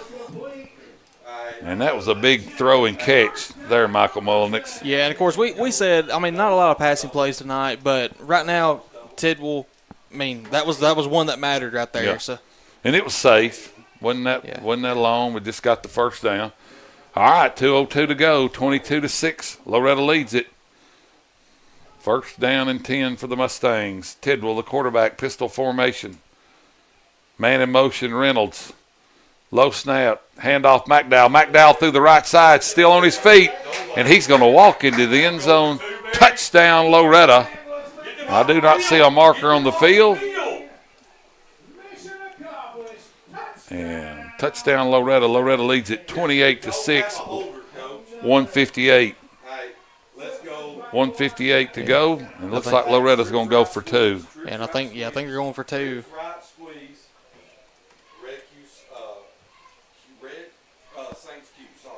All right, Loretto going to go for 2. Don't know for sure. Can't say it 100%. The holder for Loretto may have gotten nicked up on a play there, so that's why they're going for 2. Tidwell's going to keep it. He's going to roll right. Still on his feet, and he's going to get in there for the 2-point conversion, and that's going to make it 30-6 Loretto with 1:55 to go. This is the Exports Network. We'll take a short break. Hey guys, I'm Kyle Hammock, General Manager here at Heritage Automotive, your Chevy GMC dealer in Lawrenceburg, Tennessee. I'm from Marshall County, Tennessee, where I went to Cornersville High School. I attended Cumberland University. After Cumberland, I went into the United States Marine Corps to serve the country. After that, I went right back into the car business. I'm very familiar with the car business. I have been around the car business pretty much my entire life. And my commitment to you is to ensure the most competitive new and used vehicle pricing on the market, as well as the best service around. Well, we'll treat you like family here at Heritage Automotive in Lawrenceburg, Tennessee.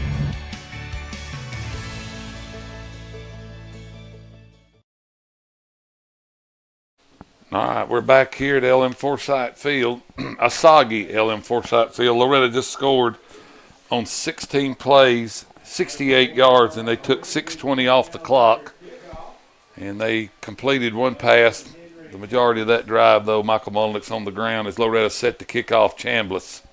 Yeah, and that's one of the longest lasting drives that we've seen all year from any team that we played this year. Chambliss kicks it on the ground. It's going to be picked up and down right at the 35-yard line, exactly on the 35-yard line.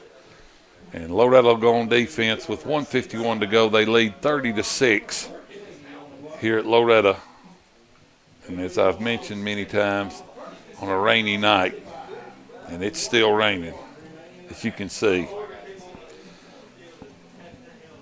Yeah, I mean, we may have a little let up here in just a little bit. Trying to check over there with Sam, but it's not going to be much of a let up. It's going to be like this rest of the night, Brent, basically. All right, Kraft, the quarterback, man in motion, is going to hand it to number 6. He's around the right side, and he's quick. He's going to get first down yardage and more, and he's going to be out to the 48-yard line, or down to the 48-yard line, as the Bulldogs get it into Mustang territory, and it'll be first down and 10 for the Bulldogs. They huddle up with 1:36 to go, clock moving. Loretto in the 4-man front. Kraft, the quarterback for Hickman County. Man in motion. They're going to hand it to him. That'll be 32, and he's going to be brought down at the line of scrimmage for no gain. That'll bring up 2nd down and 10. 1:13 to go. Clock ticks. Second period, Loretto leads it 30-6 over the Bulldogs of Hickman County.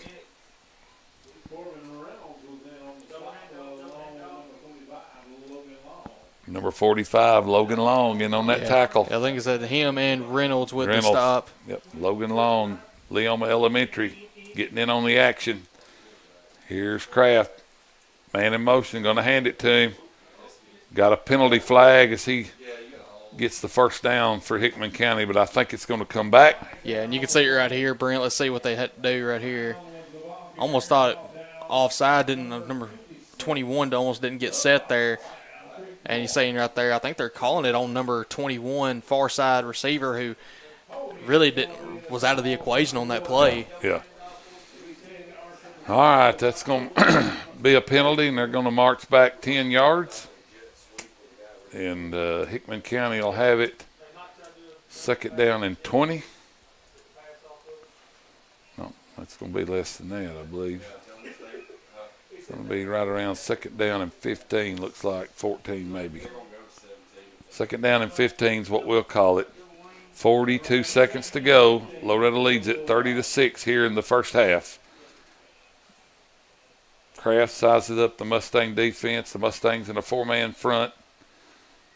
So be Kraft, the quarterback, man in motion, number 6, low snap.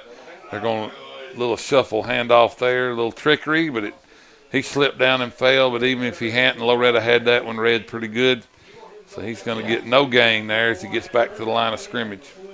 Timeout, Hickman County. We're going to take a short break. Loretto leads at 30-6, Exports Network. Southern Craft Manufacturing is dedicated to creating the finest quality and greatest value products in the death care industry. Southern Craft has perfected blending old world craftsmanship with modern manufacturing technologies to create a full line of steel, wood, and corrugated caskets. Family owned and operated for over 30 years, Southern Craft is now looking to hire local and regional truck drivers, welders, and production workers, each with great starting pay and a benefits package. For more information, visit SouthernCraftMFG.com. All right, we're back here at a rainy LM Forsyth Field. Loretto leads it 30-6. As the rain is coming down, the wind is blowing, and Hickman County has it. 3rd down and 17. Kraft, the quarterback. We got a whistle, and I think we got a false start maybe. It was a dead ball foul. We'll see what this is going to be. I think that no flag. Just blowed the whistle and stopped play. And I don't know if they were saying that the officials wasn't ready or. I don't know. 30-6. Loretto leads it. Hickman County. 25 seconds to go in the second period. Kraft's going to take the snap. And he's going to fake the pass, and he's going to keep it. And he's going to get up there to right around midfield. That's going to bring up 4th down. 4th down for Loretto. For Hickman County. 4th down and 14. Runner's going to slip down, fall, face mask.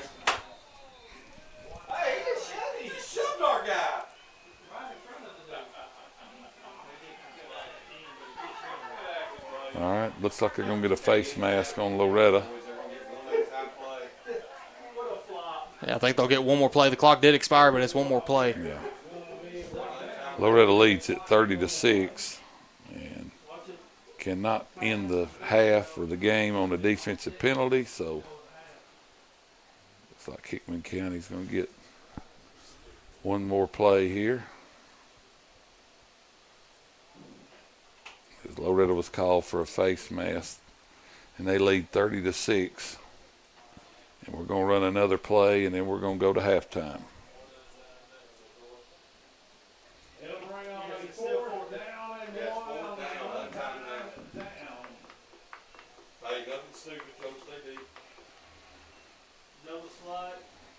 Fourth down and 1. Last play of the half. Quarterback's roll back. He's going to let her rip. And it's going to be intercepted. Corbin Reynolds, if he don't slip down, here he goes. Reynolds still dancing around, and he's going to be brought down at the 32-yard line. And that's going to end the half. Our score, Loretto 30, Hickman County 6. We're going to take a break, and we'll be back for second half action shortly. This is the X Sports Network. A moment in real estate with my dad, Jeff Luke. You know, I get asked a lot about what the market's going to do. How's the real estate market? I've been selling real estate for a long time, and nobody has a crystal ball. And you know what? When it's your time to buy or your time to sell, it really doesn't matter what the market's doing. It's your time, and you have to do something maybe. What makes a difference is the agents and the experience that go to work for you. We're Keller Williams Hood Company, located here in Lawrenceburg, Tennessee. We can help. Hood Company, powered by Keller Williams, the #1 name in real estate.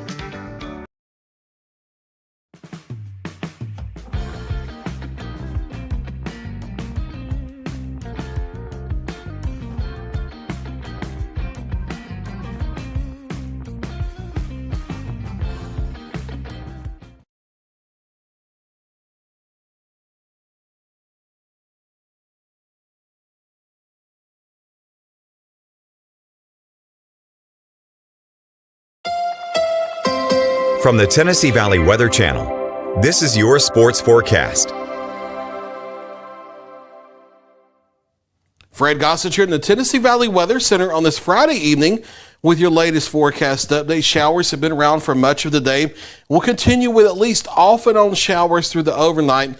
Winds will gradually settle down during the overnight. Temperatures not moving a whole lot, only getting down to the lower 60s for morning lows for most of us. Futurecast showing the rain breaking up in the showers as we hit through the early morning hours of Saturday for most of us, starting in the lower 60s.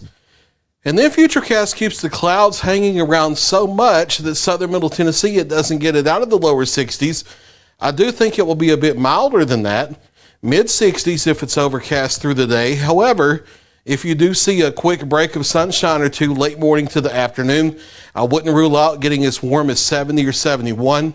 Most likely we're mid to upper 60s, however, with cloudy skies and off and on periods of showers continuing for our Saturday into our Saturday night and our Sunday. The upper low not really going anywhere the next couple days. It will just sit here and spin and gradually weaken.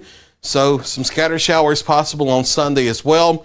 Lingering into Monday, but the upper low will be kicked out as we head into Tuesday as a dry, cool front. Not really bringing cool air, but bringing drier air and clearing the clouds out. Gets us back to partly sunny skies headed to the middle of the week. Temperatures actually warm behind that, so we only call it a cool front because of the origin from where it's coming from. Temperatures are actually warmer behind it for the latter part of the week into the 80s. Meanwhile, we're in the 60s here for daytime highs as we head into tomorrow because of clouds and the rain around. No signs of any extreme heat here for this foreseeable future, and we're probably done with the 90s for the rest of the year. We'll see how that goes. Don't quote me on that just yet. Showers off and on at times for our Saturday. Daytime highs in the mid to upper 60s. Sunshine starts to be filtered, but coming back Sunday and Monday with a few showers still, getting up into the mid to upper 70s, and then lower 80s here as we into the middle and the latter part of the week as the rain chances finally clear out of the area. There's look at your latest 7-day forecast. You can always get the latest information from us on the free Tennessee Valley Weather app. That's the download in the Apple App Store and Google Play.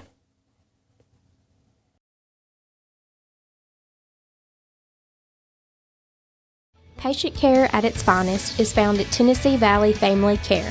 From primary to infant care, physicals, women's health, allergies, diabetes management, plus on-site labs and ultrasounds. Let practitioners Liz Phillips, Kathy Cohen, and Stephanie Tucker care for your health and your entire family's health. Let Tennessee Valley Family Care help you reach your health care goals.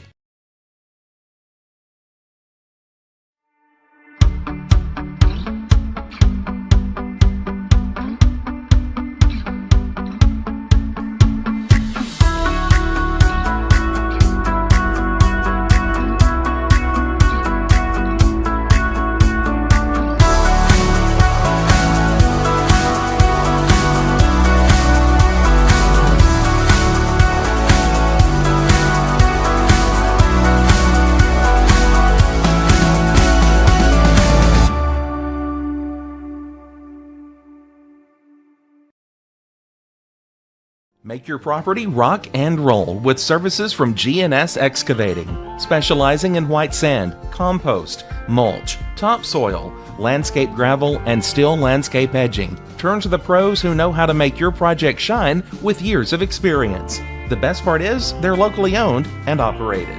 Choose from a vast selection of mulch and rock from their conveniently located facility at number 3 Valley Road in Lawrenceburg, just off Buffalo Road.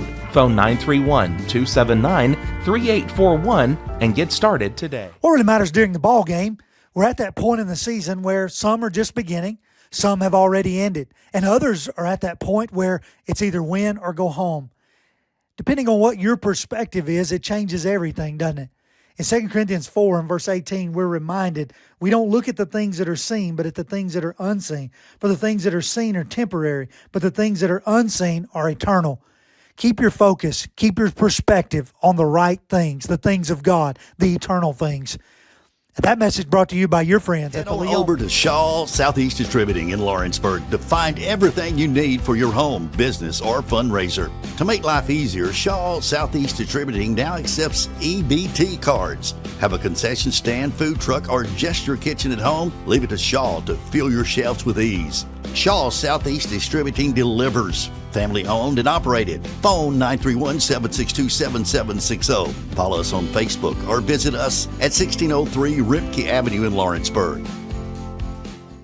At C&B Linen, fast, friendly, and reliable service is our promise to you. Because you're not just a customer, you're family. From multi-use linen to branded floor coverings and a complete range of cleaning supplies, C&B Linen is here to make sure you have everything you need. From our high-quality products to our fast, friendly, and reliable service, you'll experience the difference with C&B Linen. Because you're not just a client, you're part of our family. You'll be winning with C&B Linen.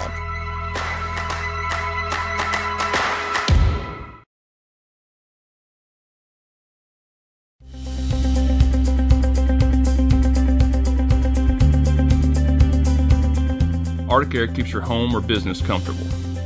For more than 20 years, we've provided outstanding residential and commercial services through southern Middle Tennessee. Whether you need assistance with your heat, air conditioning, preventive maintenance, or anything in between, trust our reliable team to get the job done. We'll take the time to figure out your specific needs and recommend what we believe is right and best for your situation. We've been using ArcticAir for over 15 years now. Their service is great, they're here when we need them, and their prices are competitive. They take the worry out of the heat and air so I don't have to. ArcticAir. When you need us, we'll be there.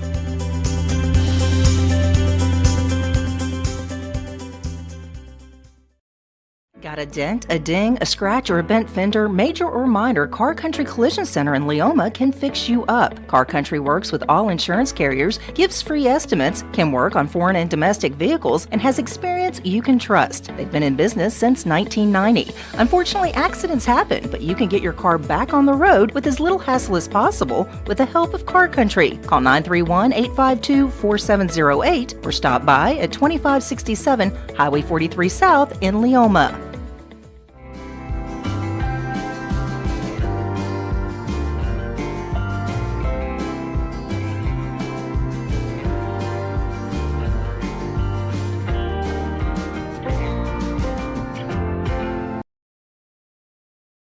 Welcome to Employee Resources Credit Union, where you're more than just a number, you're family. We provide financial solutions that rise above those of traditional banks. With roots stretching back to 1964, we've served 4 generations during constant industry changes. We're known for our low fees and incredible rates. Join us and experience the credit union difference. ERCU, not for profit, for service. Professional care with a smile. That will always be a guarantee at Encompass Healthcare. Whether you're looking for primary or urgent care, x-ray services, or even weight loss treatments, our team is equipped to serve your needs. Our doors are open Monday through Thursday from 8 to 5. Make an appointment with our providers, Kendra Brown or Tori Cox, today. Encompass Healthcare, located on Highway 43 North in Etheridge, Tennessee, right next to Chapman Tire. There's no job too big or too small for Gonzalez Lawn and Landscapes. Owner Chris Gonzalez works hard to make your commercial or residential properties one of the neighbors will envy. You won't find a lower price anywhere else, and that's a guarantee. We offer mowing, landscape removal, small construction jobs, and more. Our team is licensed and insured to ensure the best work for Lawrence County and surrounding areas. Your satisfaction is our goal. We won't leave until you're happy. Call today to set up a free quote.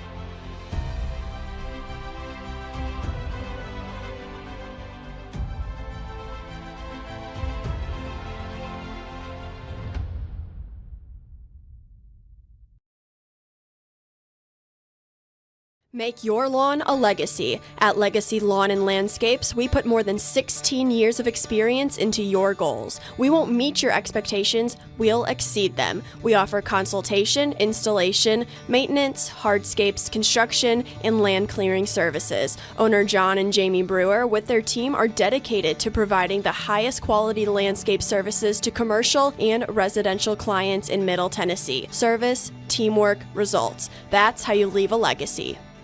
Do you ever worry about having too much in the garage? What about where you're going to put the mower, or your ATV, or better yet, your mother-in-law? Look no further than Quality Storage Buildings located right next door to Flat Rock Cheese and More on the Minor Hill Highway in Pulaski, Tennessee. There you'll find the answer to your need in a compact or spacious metal building. Built by hand right at Flat Rock by some of the finest craftsmen around, there's a perfect building for everyone, including economy, utility, cabin, lofted or garage models, and even an animal shelter line. Buy or rent to own?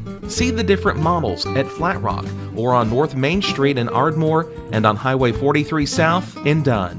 Call today 931-363-3603 or 931-201-2205.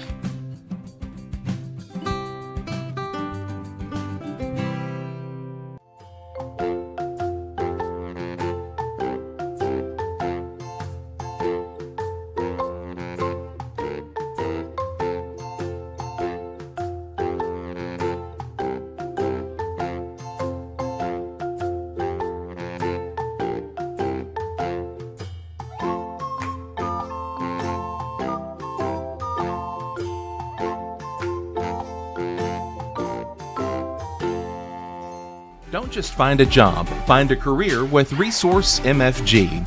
The team at Resource MFG in Lawrenceburg has the resources and experience to find you a full or part-time position right away. Now recruiting for open positions in Lawrence, Giles, and Murray counties. Whether you're entering the workforce for the first time or looking to take your career to the next level, let your journey begin with Resource MFG.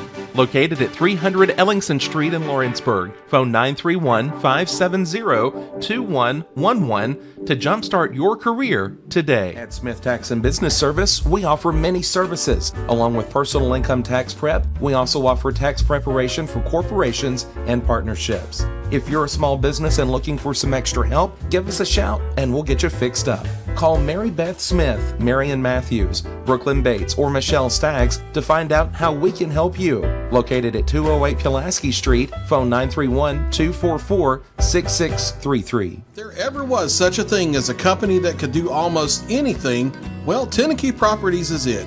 These guys know how to completely transform your existing home into something new, or just do it room by room. Need a new bathroom or kitchen? What about a fresh coat of paint? Even a new floor? Looking for dirt work? Tenakee has you covered. Oh, and you can even rent a dumpster from them too. That's Tenakee Properties. Visit Tenakee.com or phone 931-244-4633 4602.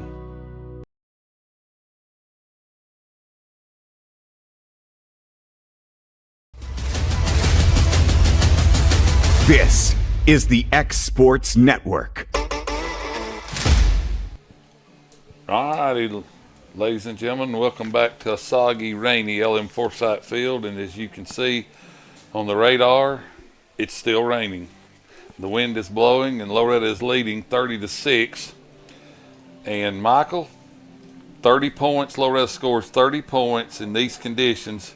And I know 6 of them came on the opening kickoff as Corbin Reynolds ran it all the way to the Cash Savers parking lot on the opening kickoff for a Mustang touchdown. But Loretto has had some offense, and they have scored some points in these adverse conditions. Yeah, they have. And, I mean, it's been, we knew it was going to be a mainly running game. And if Loretto performed like they did last week, no problem. And they have to an extent. I mean, McDowell tonight, 14 carries, 113 yards, 3 touchdowns, matched his touchdown total from last week. His yardage, he's a little bit under that, but I mean, it's rainy conditions. What do you expect? Your numbers are going to be a little bit lower. 30-6. Hickman County's had some fight, but haven't been able to convert on a lot of these key third downs. That's what's hurt them. Maybe 2-3 third down conversions on the night. But McDowell, 14 carries for 113 yards for Loretto tonight. That's 151 total yards in rushing. Total yardage is 164 with 13 passing yards from Tidwell. But Tidwell, he's got 5 carries of 8 yards. He's experienced a lot of what the Hickman County quarterback has experienced, and just not being able to adjust to the ground conditions yet. He's done a little bit better, but he's having a little bit of trouble adjusting, but we'll expect that to pick up here in the second half. Robertson, though, on his 4 carries, 31 yards. So Robertson is making the most of his carries tonight, and as well as Reynolds. Reynolds just 1 carry, and same condition with the quarterback, just unable to adapt to those conditions. He does have 1 reception, though, for 4 yards, so he is providing a lot on defense. Did have an interception there to end the first half, the only turnover on the night from either team. So Loretta's performing well. That big first quarter has really set them apart, outscoring them 22-0. This quarter 8-6 here in the second. So we'll see what happens here in the third quarter, Brent. But I mean, it looks like Loretto football from here on out. Yeah, I think the weather has affected. It's bad, and Loretto hadn't played perfect. But it seems like to me Hickman County's had more bad snaps, more bobbles, more fumbles than Loretto. Yeah, and you can see, which I mean, I don't know if we can go back to a replay from one of their snaps, but you can, and we can, unfortunately, but you can see with the Hickman County quarterback, it's almost like he's trying to prepare too early. You can always see him a little bit taking his eye off the ball before the snap is getting to him. And, the snap's getting there a little bit slower than usual with the rainy conditions, but he is taking that eye off the ball a little bit. So we have seen that, and that's been, majority with it. Even with the handoffs, they haven't been as crisp as we saw last week when they played East Hickman. But Loretta's been the same way. The snap's been getting there slower. I don't know what. But Loretto, they're just doing really better on the drives. Yeah, and Hickman County has run a lot of misdirection too on their handoffs, and sending a man in motion, doing some double handoffs. Loretto pretty much has just run it straight forward off tackle, and they've been getting plenty of yards, especially McDowell, who's having an outstanding season at running back for Loretto. Yeah, that's exactly right. And you talk about the double handoffs, and that's the first team that we've seen this year that has done, the double handoff scenario. Summertown, may have run a little bit of that option play, but that's not necessarily what we've seen tonight from Hickman County. It's not been a lot of option play. It's just the double handoffs. And I mean, Collinwood was regular handoff, Lawrence County regular handoff, Lewis County regular handoff, Summertown a little bit of option, Harpeth regular handoff. This is the first time we've seen that from any team in the region this year. And of course, we got 3 more with Waverly, Mount Pleasant, and East Hickman. So I don't know what those offenses look like, but this may be just the unique Hickman County offense that was able to stay in that game with East Hickman last week. Yeah, and they may be doing that because of the field conditions. You get the defense going one way, hand it back the other way, and everybody's slipping and falling down. Yeah. But anyway, Chambliss set the kickoff for Loretto. As we mentioned, Loretto leads 30-6. We're starting the third quarter on a rainy night at LM Forsyth Field here at Loretto, Tennessee. Chambliss gets the whistle, and he's fixing to kick this ball off, and we're going to get the second half underway, and we do. And he kind of squibs it, and Hickman County fumbles it, and he falls on it. And Hickman County's going to have it right at the 39-yard line. First down and 10, and we got a flag.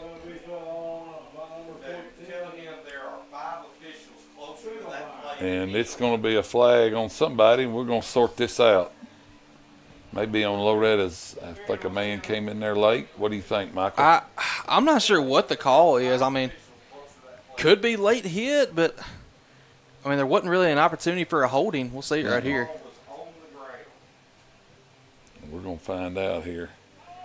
And it looks like it's going to be a personal foul against Loretto. That's what I'm thinking. We'll wait. As the referees are in no hurry to let us know what's going on. Just underway here in the third period. Loretto leads at 30-6 as we march off 15 yards. Personal foul against Loretto. All right, first down for Hickman County as the penalty brings it across midfield into Mustang territory where they'll have it first and 10. Loretto on defense, four-man front. Here's Hickman County. Going to fumble, and Loretto has recovered it. Number 62. Who is that, Michael Mullenix? That number 62. Well, it don't matter. Wait, let's look this up. We got to call his name. Hunter Bearden. Hunter Bearden right there to recover the fumble by Hickman County. And Loretta's going to set up. First down and 10 at the 48-yard line. Their own 48-yard line. And as we mentioned in the halftime talk there, Michael, Hickman County seems to be bothered more by the weather than Loretto. They've had a lot of mishandled snaps, a lot of fumbles. They've recovered a lot of their own fumbles too. Yeah, they have, and the only weather game that they've had this year was against Lewis County over in Hohenwald, where they did lose 32-0. So, yeah. I mean, kind of saying history repeating itself here.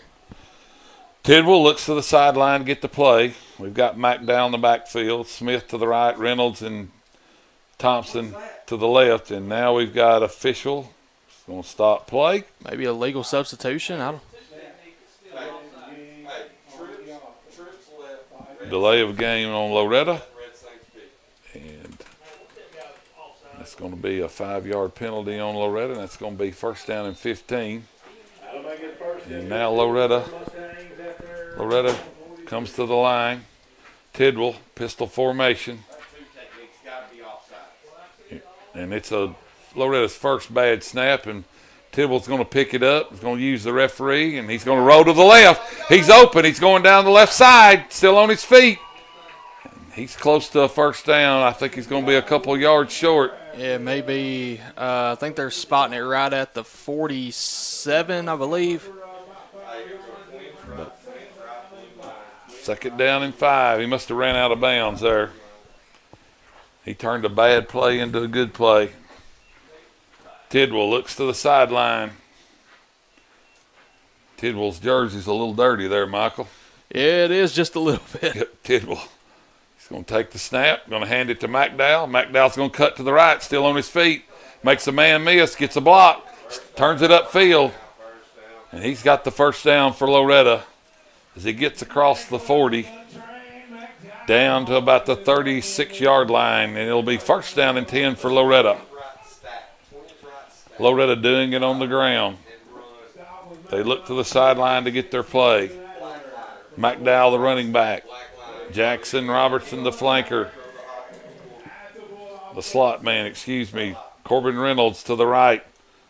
Now Jackson Robertson to the right. Tidwell. And we got a false start on Loretto. That's encroachment. That's encroachment. That's encroachment.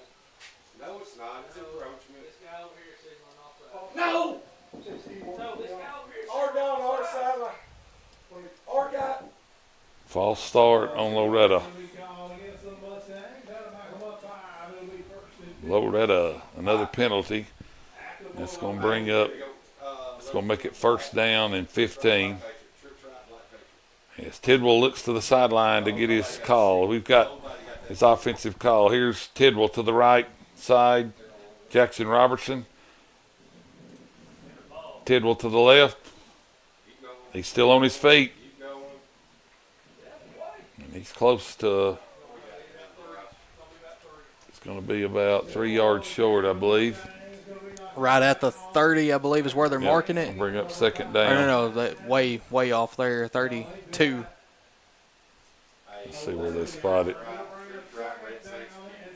Second down and 4 for Loretto. Jackson Robertson split out here to the right. Corbin Reynolds split out here to the right.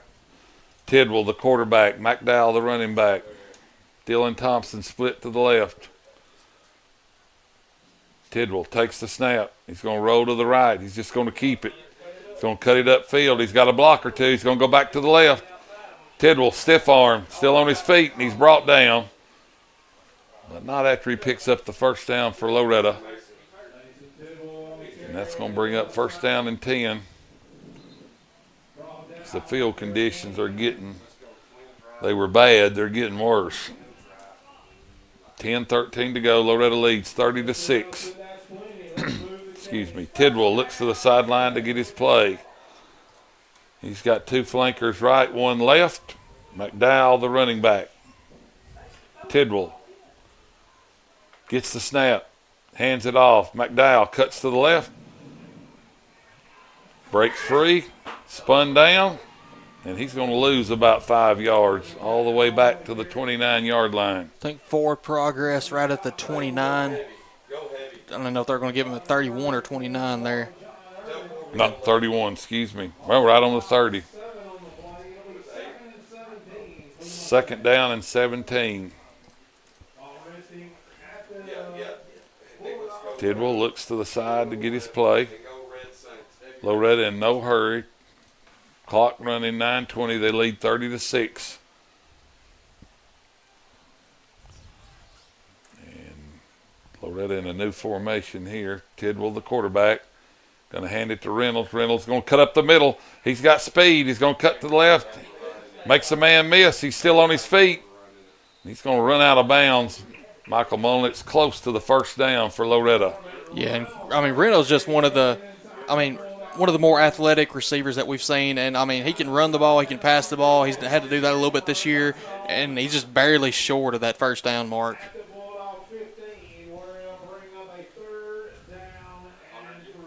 Must have stepped out of bounds there. It's going to bring up 3rd down and 3. I thought he got closer to the stick than that. Loretto's same formation. Tidwell, the quarterback, hands it to McDowell. He's going to cut left, but he's going to be rode down for a loss. No way! That's a horrible spot. And Loretta's going to have 4th down. And I don't know if this means anything, but I was watching Chambliss in the halftime as they came back on the field, and he was hitting field goals from here, but I don't think they'll attempt one. 8:33 to go. Loretto leads it 30-6. Tidwell, the quarterback. McDowell, the running back. Flankers right and left. And Tidwell's going to keep it on the ground. He runs to the right. He's going to lower his shoulder, but he's going to be way short of the first down. And Hickman County's going to get it. Loretto turns it over on downs. Yeah, I was trying to make sure they were going to give it. I thought they were about to get the old flag right there, but I couldn't tell. Yeah, so Hickman County will have it 1st down and 10. And they're going to have it at their own, looks like 17-yard line. So Hickman County, this is their second drive of the second half. They fumbled on their first possession. Loretto leads 30-6, 8:15 to go. Furthest they've been back all game here, Brent, right at their 17. Yeah, this is the worst field position they've had all night. Kraft, the quarterback for Hickman County, man in motion. They're going to hand it to him, and he's going to get no yardage as Loretto. Actually, he's going to lose about 3 yards, and that'll bring up 2nd down for the Bulldogs of Hickman County as they trail Loretto 30-6. 8 minutes to go, 3rd quarter. Hickman County huddles up. Loretto scored on the opening kickoff as Corbin Reynolds returned it 70 yards. And Loretto has amassed 30 points tonight. They lead 30-6, 7:39 to go. Kraft, the quarterback, hands it to the man in motion. He's going to run around the right side, and he's going to be tackled. He's going to get up maybe to the original line of scrimmage, and that's going to bring up third down for Hickman County. And I think he got out of bounds as the clock stopped. 7:26 to go. Loretto leads 30-6.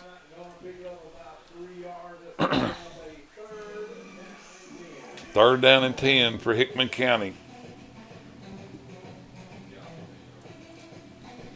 Don't know if they'll go for it here. Do you on fourth down? I don't know. With being 30-6, I mean, third down at your own 17-yard line. I mean, it's tough to say. Yeah. Hickman County, Kraft, the quarterback. He's going to pass, but good coverage. He's going to run up the middle. It's going to be brought down after a pickup of about 3 yards. That's going to bring up fourth down as he's well short for the first down marker. 7:10 to go. Clock running here in the third quarter. Loretto leads it 30-6. Fourth down for the Bulldogs, and it looks like they're bringing the punter on. Back deep for Loretto will be Dylan Thompson. So get set to receive the punt from Hickman County. Snap. Good snap. Fields it. He's going to run it. Looks like a fake. He's going to throw it. And that is incomplete. And they had linemen all down the field. I don't see a flag, but it doesn't matter. It was an incomplete pass. And Loretto's going to take over. And Michael Molnix, Loretto's going to have outstanding field position here. Yeah, they will. The best of the game so far. Before that, Loretto had it. Best starting out was at their opposing 38-yard line. Yeah. So they're going to have it first down and 10 on the Hickman County. We'll call it the 26-yard line. And Loretto leads 30-6, 6:42 to go. Loretto huddles up in no hurry. They lead 30-6. They send Thompson and Jackson Robertson, Corbin Reynolds out to the right. Tidwell, the quarterback, low snap. He's going to roll, looks to throw. He's got a man here, and he slips down and falls. And that was Dylan Thompson. Low throw. He slipped and fell. And the field is a mess. Tidwell looking to the sideline to get his play. Loretto leads 30-6. Stop clock. Clock stops on the incomplete pass. And Tidwell brings his team to the line. We got Smith and Thompson to the right, Reynolds to the left. Reynolds in motion. They're going to fake the handoff. Tidwell's going to keep it, and he's going to roll around the left side, and he's going to pick up some yardage. And looks like it's going to bring up third down and right at 6 yards to go. 3rd and 6. Loretto leads 30-6. 3rd down and 6. Clock runs. 6:10 to go. 3rd period on a rainy night in Loretto. Tidwell, he gets the play. Pistol formation, McDowell in the backfield. Tidwell gets the snap. He's going to hand it to McDowell. McDowell's going to cut back to the left, back up the middle, close to the first down. He's right on that line. He's going to be on the spot. 5:45 to go, and they gave him a first down. First down and 10 for Loretto. 1st and 10. Loretto. The 16-yard line of Hickman County. Tidwell, the quarterback. Low snap, keeps it, rolls left, makes a man miss, and he just steps out of bounds, but not before he picks up about 4 yards. It'll bring up 2nd down. Tidwell, with most of his bad snaps tonight, or just muff snaps, he's been able to make something out of it. Yeah, he stiff-armed that guy and got around the left side there and got out of bounds. So, brings up second down and about 6 yards to go. Tidwell looks over the Bulldog defense. McDowell in the backfield for Loretto. He's had an outstanding game. They're going to hand it to him. He's going to cut left. He's going to zigzag around, and he's going to be close to the first down, the second effort. And he might have got the first down. It'll depend on the spot. And McDowell, Michael Molnick's having an outstanding game for Loretto. Yeah, that's right. I mean, we said 113 before the half. I mean, he's already up that by a significant amount now. I mean, maybe up to 6. I forgot about those lost yardage. Yeah, that'll bring up first down and goal for Loretto. Looks like ball's on the 7-yard line. First down and goal for Loretto. McDowell comes out. After he picks up the first down, we got Jackson Robertson in at running back. And Tidwell, the quarterback. Tidwell sizes up the defense, takes the snap. He's going to hand it to Robertson. Robertson around the left side. And Robertson, we're waiting on the signal. Touchdown, Loretto. And Loretto goes up 36-6. 4:55 to go in the first quarter. And Michael Molnick's Loretto doing it all on the ground. That's right, and spreading the love right there. Robertson, his first touchdown of the night. And Loretto now 4 rushing touchdowns, 3 from McDowell, now 1 from Robertson. Loretto will go for 2 as we have been informed that the holder for Loretto, Snyder, has gotten nicked up, so they're just going to go for 2. And they lead 36-6, 4:55 to go. Tidwell looks over the Bulldog defense. He's got McDowell in the backfield as they attempt the 2-point conversion. Hand off McDowell. He bounces to the left, cuts back to the right. He's in untouched. And Loretto makes it 38-6 with 4:55 to go. We're going to take a short break. We'll be back in just a little bit. As Loretto leads 38-6, 4:55 to go. This is the X Sports Network. The Hidden Garden, located just off the square in downtown Lawrenceburg, is your hometown oasis for massage, aesthetics, full hair and nail services, and body waxing. Gift certificates are available, and be sure to follow them on Facebook for their specials. The Hidden Garden, your peace, your place. 222 Pulaski Street, Lawrenceburg, Tennessee, or phone 931-762-9799. The Summit of Lawrenceburg is the premier senior and assisted living community in the region. The Summit makes it home for you or your loved one with diverse suites that welcome and encourage community, plus gathering spaces, neighborhoods, daily activities, and a wonderful staff that supports you every day. Hi, I'm Tara Blue. I'm the new director of the Summit, and we would like to invite you and your family to come and tour our facility. We would love to see you here.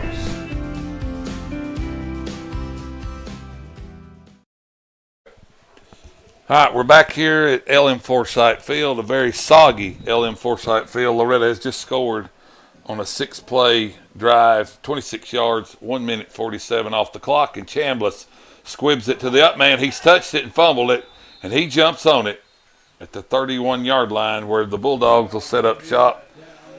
And Jackson Robertson scored the Mustang touchdown. And the Mustangs lead 38-6. Clock runs, 4:38 to go, third period. Loretto had outstanding field position.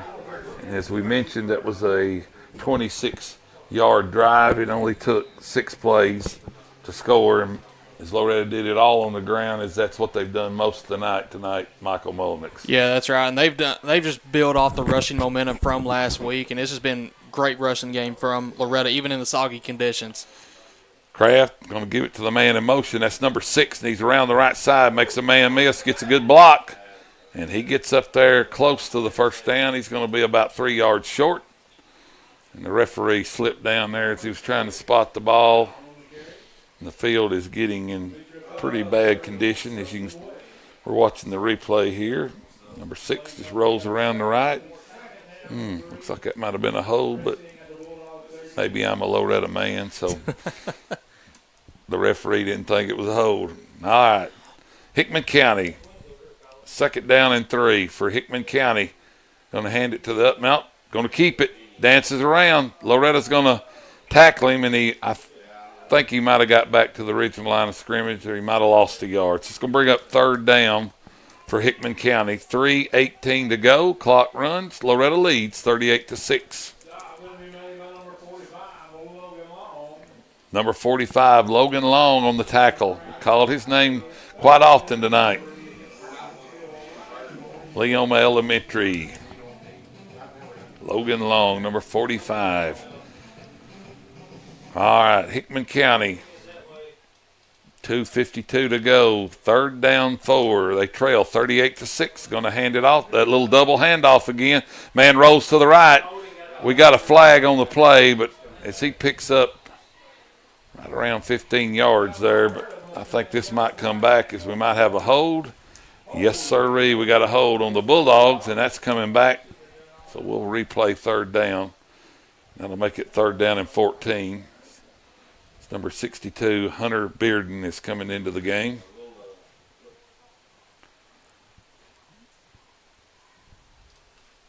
And the referee steps off the yardage on the penalty. It'll bring up 3rd down 14.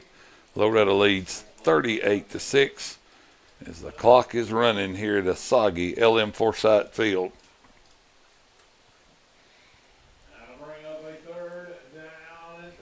Hickman County. Quarterback gets the play, comes in, huddles his team up. So we go under 2 minutes here in the 3rd quarter. Hickman County to the line. The Mustangs in a 4-man front. Sizes up the defense, takes a snap. We're going to throw the football, and it's deflected a little bit at the line and then goes right through the hands. And that is incomplete. And the clock is still running. We're running on an incomplete pass. So 38-6. I think they're going punt here. Yeah, looks like Hickman County's going to punt. And back deep for Loretto. Looks like that is Dylan Thompson, number 4. All right, we wait on the snap. Good snap. Good kick. Right.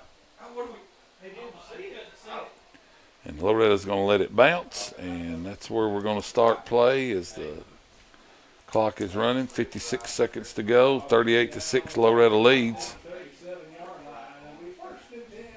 1st down and 10 for Loretto. Loretto might get a play.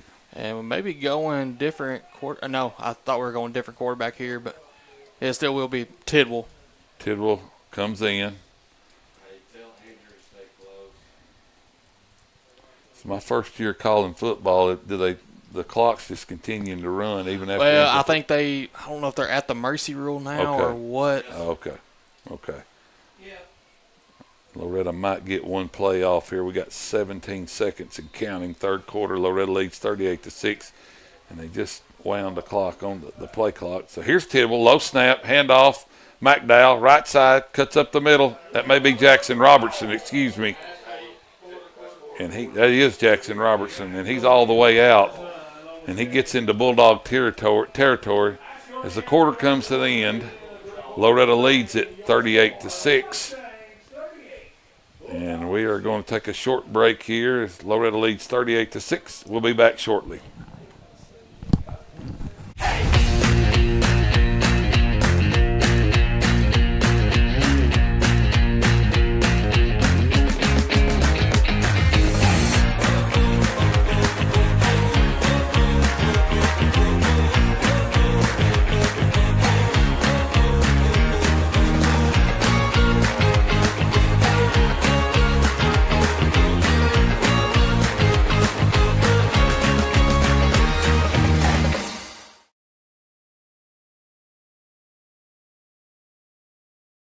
We at Sassy Southern Designs are wishing all the football teams the best this season. We have merchandise for every school in the district as well as some outside the district as well. So come by and check us out. We're at 1294 First Avenue right behind McDonald's in Lawrenceburg. Looking for a place to pick up your pumpkins for the fall? Then the Hudson Valley Pumpkin Farm is the place to go. Located at 356 Hudson Road, Hudson Valley is 10 acres of fun waiting for you. They also have corn stalks, mums, and anything else you would need for the fall. It is open starting Saturday, September 14th, and will run every Saturday through. All right, welcome back. Tidwell takes the snap, hands off to Jackson Robertson. He tries to get a few yards around the left side. Jackson Robertson, the running back for Loretto. It's going to bring up 2nd down and 10, and I think he got back to the original line of scrimmage. Loretto leads at 38-6. Yeah, they put it right back at the line of scrimmage there. Clock continues to run. I've been informed we're under the mercy rule. Is that correct? We are. It is now 30, changed from last year where it was 35. Now it's back to 30. All right. Clock's going to run the entire rest of the game here unless Hickman County scores. Handoff. Jackson Robertson to the right. Cuts up the middle. He gets to the right. He's got speed. Jackson Robertson to the 10-5. And ladies and gentlemen, Jackson Robertson has scored a touchdown for Loretto. 44-6, the Mustangs lead. 11:03 to go here in the 4th quarter at a soggy LM Forsyth Field. And Loretto, looks like Loretta's going to go for 2. And we got a new player in. That's number 40. Number 40, I believe. Tristan James. And I do remember him running in the Jamboree. Done a good job. He's in the backfield behind Tidwell as Loretto goes for 2. Hand off to James. James cuts to the right. He's met by the Hickman County defensive lineman, and he's thrown for a loss. 44-6. So we're going to take a short break. This is the X Sports Network. We'll be back. Looking for a place to pick up your pumpkins for the fall? Then the Hudson Valley Pumpkin Farm is the place to go. Located at 356 Hudson Road, Hudson Valley is 10 acres of fun waiting for you. They also have corn stalks, mums, and anything else you would need for the fall. It is open starting Saturday, September 14th, and will run every Saturday throughout the fall from 9 to 5 until they run out. You can also visit during the week upon request. For more information, use the QR code at the end of this commercial.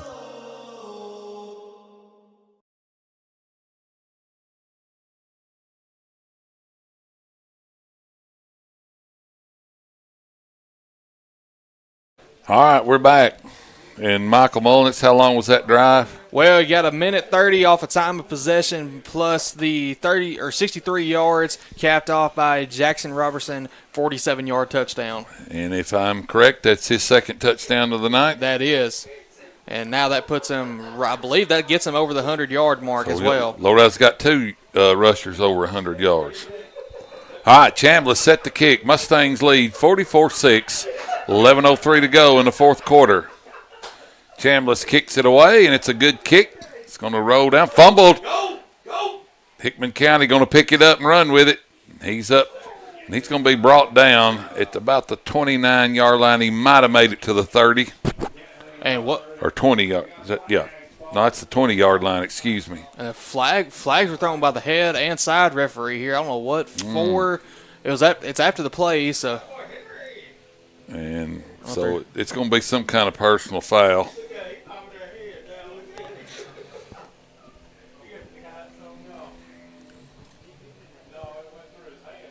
I've got these glasses on. I don't think they're doing me any good. I thought he was at the 30 and he's at the 20.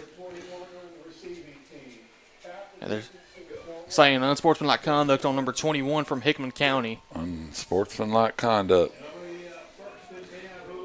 They hadn't had a lot of penalties tonight, but Loretto, they've had quite a few. Maybe 3. I'd have to go back and count it up. But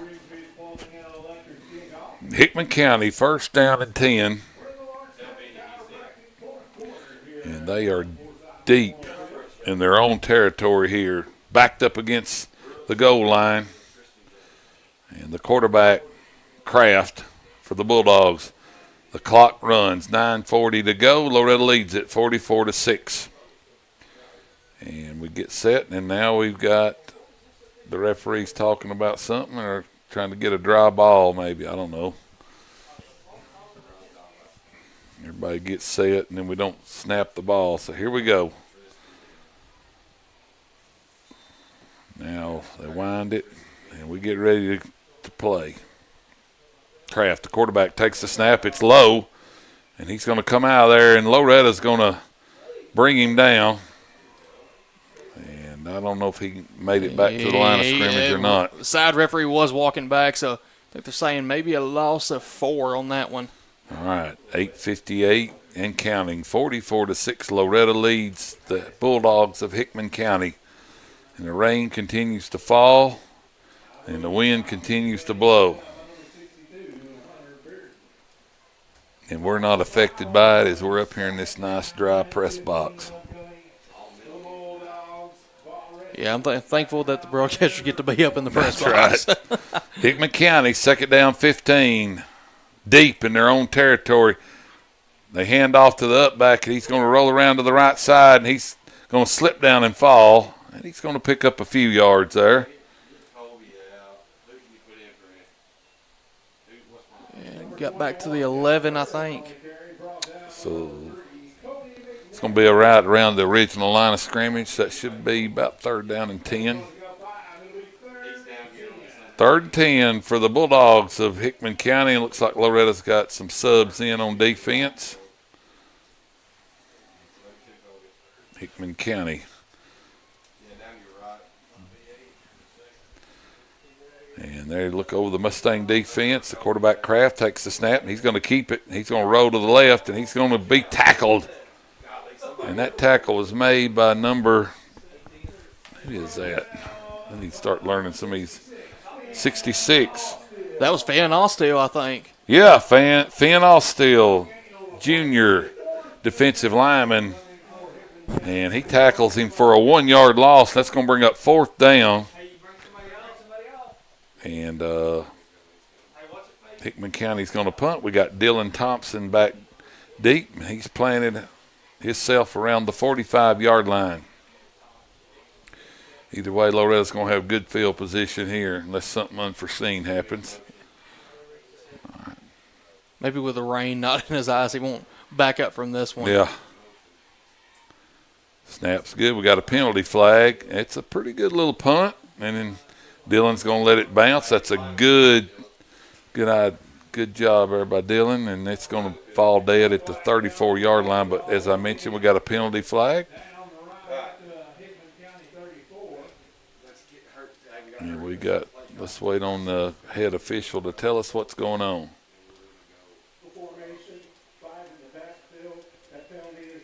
All right, illegal formation, 5 in the backfield. Loretto declines it.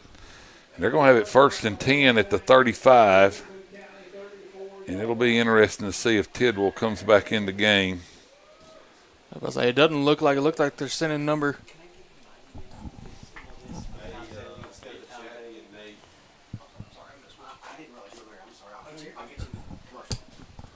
All right, Loretto's got a new quarterback, and if somebody will tell me his number. I believe number 16, is who they sent Vinny Veloz. Vinny Veloz. We saw him some, I believe, in Vinny Veloz, the quarterback for Loretto, takes the snap, hands off. James, the running back. Tristan James. All right. Now we got number 14 coming into the game for Loretto. That'll be Eli Chapman, number 14. Veloz, is that how you pronounce it? Veloz? I believe so. I've never had a name pronunciation. Veloz, the quarterback. He is a sophomore. All right, Veloz, the quarterback. We got a new running back in the game. I can't see his number. Look like number 14. 14, okay. That's Eli Chapman, the running back. Veloz, the quarterback. Low snap, good, handles it. And Chapman's going to be thrown for a loss. As Loretta's got subs in, and I think Hickman County's still playing their starters there. I believe so, and I think they're saying loss of 3. Yeah. Veloz, the quarterback, 77's coming into the game for Loretto. And that'll be Philip Davenport, a freshman. Veloz, the quarterback, gets to play, huddles up the Mustangs. I think Tristan James is back in at running back, number 40. He's a freshman. All right, Veloz sets his team. He comes to the line, pistol formation. James, the running back. Veloz, low snap. Good job getting it. He's going to give it to James, and James is going to run hard, and he's going to get up the middle. He might have picked up 2 or 3. That's going to bring up 4th down and long, I believe. Yeah, 4th down. No gain. I think he lost about 2, maybe. I'm trying to see who's in the game and Trying to call some of these youngsters' names out here. All right, Loretto. 3:51 to go. 44-6, the Mustangs lead. Veloz, the quarterback. Vinny Veloz, the sophomore, number 16. Tristan James, the running back, number 40. All right, John Hanna's in the game. Veloz, they're going to let him throw it. He's got him right here. He's got a man. And incomplete. Incomplete pass. Slipped right through the hands. And the Mustang defense will be coming out on the field. And that was Cody McNary. Cody McNary was downfield. And number 8, John Hanna. All right, Loretto on defense. 2:57 to go. And they lead 44-6. The clock continues to run. The rain continues to fall. There we go. 2:45 to go. Clock running. And Hickman County on offense. Loretto. Lots of subs on defense. I see number 3. That is Cody McNary. Trying to figure out. I can't see their numbers. I wished I could. Hickman County takes the snap. Going to throw a pass over here to the left, and he's going to drop it. Almost behind the line of scrimmage. Almost. I think he might have been just a yard ahead. Oh, I mean, that was close. All right, Loretto leads it 44-6. 2 minutes. 4 seconds to go. We're getting close to this one being over as we go under 2 minutes here in the fourth quarter. LM Forsyth Field. As Loretto leads 44-6. The Bulldogs on offense. Takes the snap. Going to hand it off. Going to cut around the left side and tackled by a host of Mustangs. Good defense by Loretto. 52. Or no, not 52, 62. Hunter Beard, and he recovered a fumble earlier in this football game. 1:25 to go. Fourth quarter, Loretto leads 44-6 over the Bulldogs of Hickman County. Hickman County on offense. Kraft, the quarterback, snaps the ball, hands to the man in motion around the left side. Here he goes. Good tackle there. Let's see if we can get his number. They're way across the field there. I can't tell who recovered it. I'm trying to figure out who made that tackle. And we got to do an injury on the field, I think. Got an injury on the field. 46 seconds to go. I'm going to see this guy when he gets over here. I saw it. And that tackle was made by number 10. And number 10 is Nate Tucker.